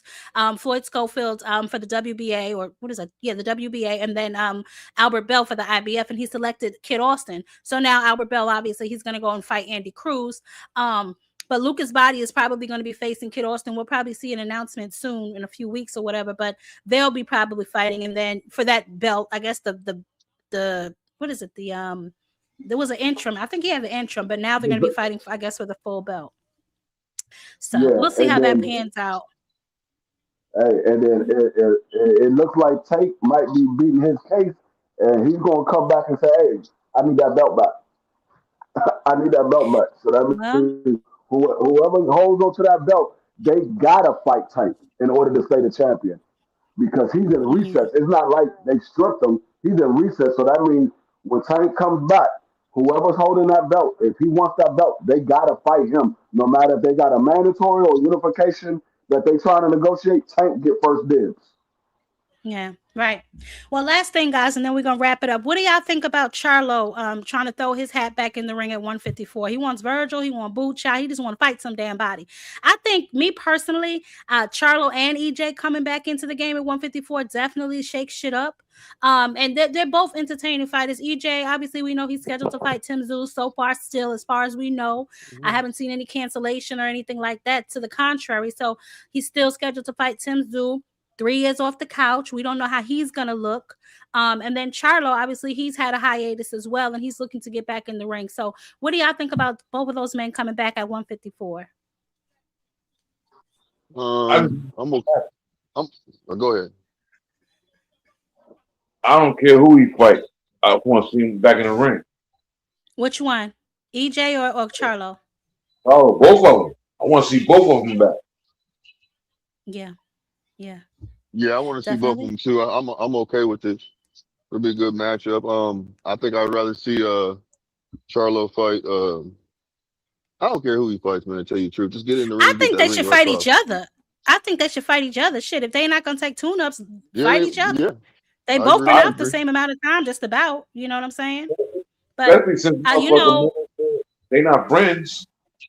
Yeah. But EJ, you know he's Mr. No Tune-ups. You know what I'm saying? So he's taking a tough out. His first fight back, Tim Tszyu. Not sure how that's gonna pan out. Tim Tszyu's been in a few wars, so he's tenderized. But EJ has been out of the ring for quite some time. So how do y'all think that fight's gonna look? You know what? I can't even complain about that shit. Because at the end of the day, both of those guys are out the ring, and Merchazali put a fucking ass whooping on fucking Tim Tszyu. Like, hey, everybody, my phone's getting ready to die. I appreciate you, Queens, for letting me up on the panel. Everybody, okay, always, Blue baby. Have a good night. Yeah, y'all too. All right. What you were saying, Enigma? I said that last fight took some years off of Tim Tszyu life, man. That last Fundora fight? No, he's talking about the block round. What you the one he just fought in December? The one he just fought in December? Yeah, he's talking about the block round fight. The block round fight. Yeah, but he just had a fight in December that he won. I mean, barely, but he won. And he said he's gonna take another. He's what's that little Mexican man name? No, I'm sorry, I don't mean to say that. Oh God, it was hold on, I'm gonna look it up real quick because he just fought in December. He just fought in December. He won. It was like a split decision or some shit.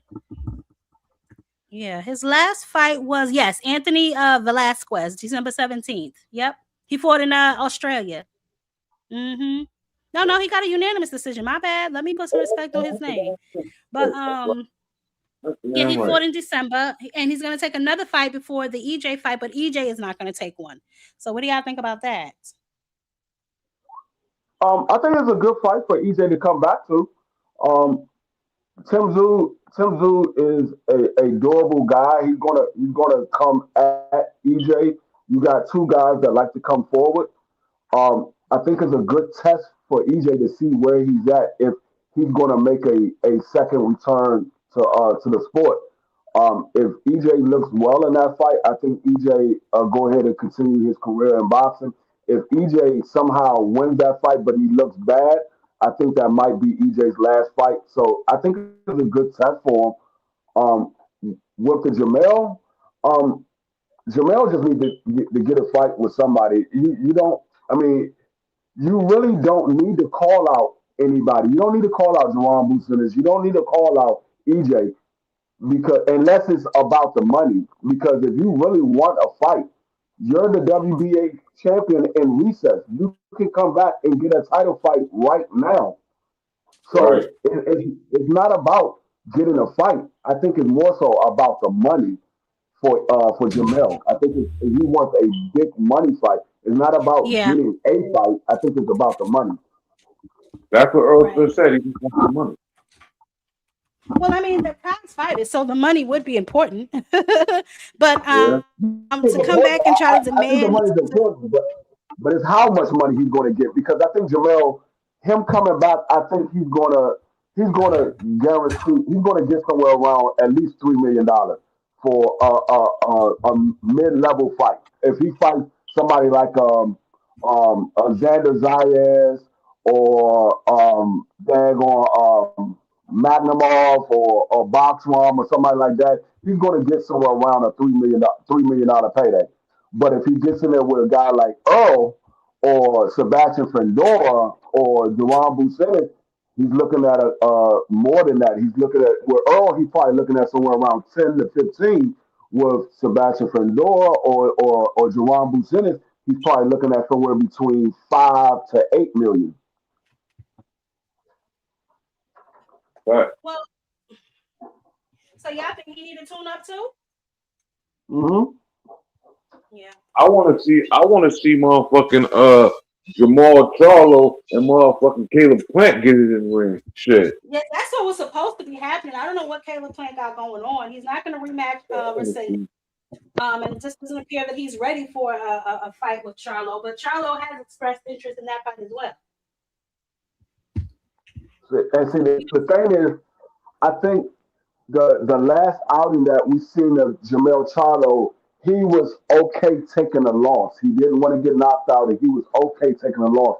I think that hurt his brand because a lot of people are not buying into Jamel Charlo based off of his last performance. They're like, oh, that man was willing to shut it down and not get knocked out. He gave the fight to Canelo. When they look at Earl, yes, Earl got beat up, but Earl went out on his shield. He kept trying to fight. And Bud was better than him that night. So they look at Earl different than they look at Jamel. Yes, both of them got beat, but Earl went out like a warrior. Most people would say he went out like a warrior. He kept trying to fight. He never gave up. They had to stop the fight. Earl was still trying to fight. With Jamel was like, nah, that punch hurt. I'm cool. I ain't trying to get knocked out. I'm cool. You can have the fight, Canelo. You can have it. Like he didn't even try. I don't like when people say he didn't even try. I think he subbed in for his brother, right? Because that wasn't his real weight class anyway. You know what I'm saying? And then, people say he just didn't want to get knocked out. I mean, who the fuck do? You know what I'm saying? And he probably, I don't know what he did in that particular fight. Y'all say he wasn't trying. I think he was trying, but I think when he hit Canelo with everything he had and he saw that shit didn't face Canelo, that takes a lot out of you mentally. Honestly, Queen, I think he could have beat Canelo if he would have. I think he could have outboxed just like motherfucking Terrence Crawford did. Charlo could have did the same shit to Canelo, man. He could have outboxed him. Yeah. I think that one punch that he caught, I think it scared all the fight out of him. I think it scared all the fight out of him. Mm-hmm. Yeah. He felt the power from Canelo, and he was like, nah, I'm not trying to do this. That's exactly what yeah, you know what, Lee? I agree. I think that they're battling with, we all know they suffer from substance abuse issues and different things. So I think that contributed to the reason that he was out. And then didn't both of them go through a divorce or just his brother? I know one of them was going through a divorce. I know they both struggle with substance abuse. So that I think that contributed a lot too to his time spent out of the ring. But who knows? They all need to get back. I mean, and I personally, I want to see EJ go out on top. Right, you spoke to him going out on his shield and all of that. I don't want that to be the last memory of him, though. You know what I'm saying? If he can come back and get him one or two more wins, and then he feel like he want to sit down, then I'm good with that. But don't let this be our last memory of you, because that's not how you were. You know what I'm saying? As a fighter, people respect EJ not because he went out on his shield, but because he did the shit the right way. He went through the whole division collecting those belts. He did the hard work. The shit that these boxers today just simply don't want to do. They'll fight one damn fight in one weight class and then skip their ass around. You know what I'm saying? So he, to me, represents old school boxing, how it used to be. You get your ass in a division and you make that division lit because you there. You know what I'm saying? So I don't know. I don't want to see him go out like that. When he comes back and he fights Tim Tszyu, I guess that'll be the determining factor on whether or not he's back for good or whether or not he's going to sit down for good. So we got to wait and see with him. But I'm excited. Him back in the game. Charlo, if he can get him a match and get back in the game, all of that's good for boxing at the end of the day. Yeah. But that's all I really had, y'all. Final thoughts. What do you think, Enigma? What we got going on with Bill? Bill clout chasing as usual, or what's going on? I mean, we see him clout chasing Xander. Now he could beat Shakur easy. I mean, I get having faith in your son, but Jesus Christ, Bill, lay off it. Yeah. I just don't like the whole he want to fight Xander, because prior to him moving up past 140, it was okay. We want the big fights now. We want the money fight. And we're not worried about the belts. We've already been undisputed. We're not worried about the belts. We want the big fight. And then they try to get the fight with Zuffa, and Zuffa said, okay, well, I'm moving to 54. We could fight at a catchweight at 52. And they was like, no. And now all of a sudden he want to fight Xander at the 154 pound weight. I'm like, okay, you didn't want to fight Deron at catch weight, but you want to fight Xander. So I thought it was about the big fights, not about the belts anymore. That's why I'm like, okay, y'all backtracking on things. Y'all saying y'all gonna do this, y'all gonna do that, and then y'all going back doing this and that. I'm like, okay, I don't know how to keep up with y'all because y'all do so many back and forth, and then everybody's supposed to agree with everything you're doing. No, I don't agree with everything you do. I agree with some of it, but not everything that you're doing. Because y'all, if I agree with everything you're doing, I gotta agree with everything that everybody else is doing. Because y'all going back and forth just like everybody else is doing. Yeah, I no, think go ahead, Enigma. I think Xander beats Devin Haney. That I don't think I don't think that was not my initial point. My initial point was exactly what D Free said. You complained about wanting a catchweight of 152 when you hadn't fought at 147, but now miraculously you're ready to move to 154 for one fight, and that's Xander Zayas. If that Negro step a pinky toe in that pool of 154, he better be going up there to fight Pandora. He better be going up there to fight Boots, because enough of this cherry picking shit that these boys is doing, it is ruining the game. As far as I'm concerned, like, I'm glad that not glad, but listen, they cornered Shakur 140 because I know he was going to try and go back down to 135 after beating Teal. But now you're at 140. Keyshawn is now at 140. One of y'all got to bust a move. It's enough of these playing games. He got smoked down there anyway. Oh, he got smoke everywhere. The walls are closing in on him. That boy got ice water problems. He got ice water Otaki Foster problems. And see, that's another thing too. We were talking about that earlier. Oshaki making Shakur look real bad right now. That man, he told him, I will pay for your sanctioning fee. Let's make the fight happen. You ain't even got to worry about paying sanction fee. You're going to get your whole purse. I will pay your sanction fee. You saying I'm capping? Let's put it in the ring and show the world who's the better guy. I know I've made you leave the jail. You know what's crazy? Oshaki consistently calls Shakur out. He calls him a pussy. Even after the TO fight, they asked him, what'd you think of that fight? He said, I think he's pussy. He consistently disrespects Shakur, and Shakur acts like he don't even see it. Call that boy everything under the sun. That's the shit that make me mad about Shakur, man. You from the fucking bricks, nigga. What the fuck is wrong with you? Yeah. Is he really though? That's yeah, Queen. Yeah. Right. That's crazy, man.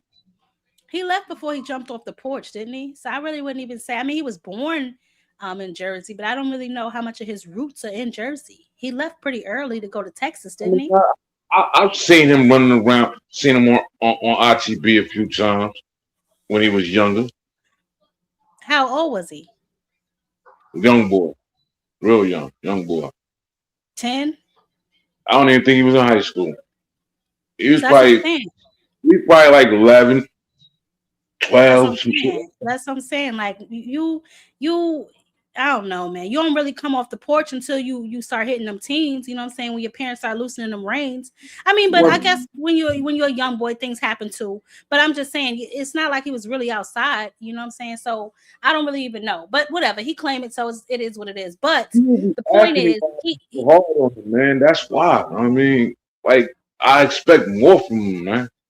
Hey, Ruben, how you doing, baby? I mean, listen, if he wants to be the face of boxing, these are the things that he's going to have to do. He's going to have to take the tough fights that people think that he could possibly lose. He's going to have to learn to take more risks, because I heard him in that locker room after the Tio fight. I was going to try and get him out of here, but he started fighting back.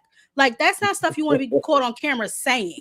You know what I'm saying? It makes you look soft. You have men out here calling you out, inviting you to their private parts.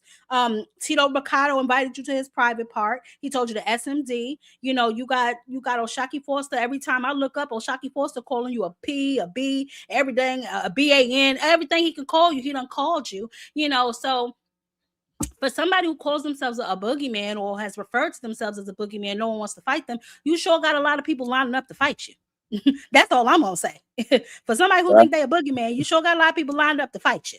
You know, so sooner or later he's gonna have to be in a tough fight. I know a lot of people thought Tio would be a tough fight, but Tio ain't been Tio in a long time. And anybody who's paying attention, like Shakur pays attention, because that's one thing I will say about Shakur, he pays attention, knows that Tio's been on the decline since he fought Loma. You know what I'm saying? His height was Loma, unfortunately. Everything since then has kind of been like, whatever, but where Tio goes from here, who knows? I heard him say he's going up to 147. I have no idea why, but I have heard him say things of that nature. So I don't know. We're gonna see what Shakur does, his next move. I heard him say he wants to fight Pitbull Cruz. Although he said Pitbull Cruz is easy work. Why you want to fight somebody that's easy work? Who the hell knows? But it's time that his fans and everybody else start demanding him to be in tougher fights. And I don't want to hear that these guys, he just makes them look that way. No, these guys are that way when he fights them, and he knows that. He just tries to convince the public that they're not. But I am not a fool, and I've told y'all this several times. Tony, why do you constantly say things that have nothing to do with the conversation? I think y'all are in love with that little man, with that 5'4" man. Y'all are in love with him because he literally has nothing to do with what I'm talking about right now. Zero. Jesus Christ. All right, Enigma. Anything else, baby? Because I'm going to go ahead and shut it down. Nah, I'm good, That's Mama. lie, Tony. Tony, I'm going to put you up out of here. Boy, Tony, if I didn't like you, I'd have security escort you to your damn car. Yes, baby. Stop up my little channel, man. Like, Writer's Block. That's your channel? Yeah, Writer's Block. I subscribe to your channel. I subscribe to your channel. When you going live, when you dropping videos, man, I'm gonna come over there. I appreciate you, Mama. I'm just trying to get it together, man. I'm still learning this shit. I told you, if you need anything, just let me know. I'll help you out. I'm getting my shit together, but whenever I can, whatever you need, a program or something you need to know, just let me know. I bet. Appreciate you, Mama. No problem. Today my born day too, man. Today? Yeah, today my born day, man. Shit, happy birthday, man. Why you just saying something now? I could have did a whole thing for you in the beginning of the live stream. Happy birthday. How old are you? Too old, man. Hey, I tried to slip that in there. You saw me? Nah, but happy birthday, man. Enjoy, man. Enjoy. Be safe. Whatever you enjoy, do it times 10. Thank you. Appreciate you, Mama. You're welcome. Have a good night. All right, you too. Peace. Bye. Ooh, child. We done talked about all this foolishness under the damn sun. We can get up out of here. But listen, y'all. Obviously, y'all tune into the fights this weekend. I'm definitely going to be watching Saturday. I don't know if I'm going to do it before and after live like I usually do. If it's good, I'll come back on after. If it's mediocre, I'll holler. But we definitely going to be watching it. I'm definitely going to check out the fight on Sunday too. Y'all know I have my criticism of Clarissa, but I am going to support her fight and I am going to watch it. So y'all make sure y'all do the same. Y'all ain't doing a damn thing else. Enigma, matter of fact, drop your link, baby, so we can all sub up. I've already subbed to your channel, but drop your link, man, so we can come show you some support. And once again, happy birthday to you, homie, for sure. Whatever you do it times 10. Enjoy yourself, but be safe. All right, guys, listen, this has been another one. Unfortunately, Bill is back on his bull. I'm not sure where he's getting beat. Shakur easy. Maybe he beats him, maybe he doesn't. But easier than Loma, that's a stretch. And I'm not even a Shakur fan, but even I don't think that that's possible. So we will definitely see what these boys got going on. We'll see what Shakur's next selection is. He's mentioned a few names. We'll see what he settles on. Possibly Lamont Roach, possibly Pitbull Cruz. Who knows? But him and Keyshawn need to make a decision because once again, they found themselves in the same weight class. And so round and round we go. But y'all be safe, man. Have a good night. Tony, I'm going to get you. Y'all be safe, man. Have a good night. And of course, until next time, catch me on a panel, baby. Mother is gone.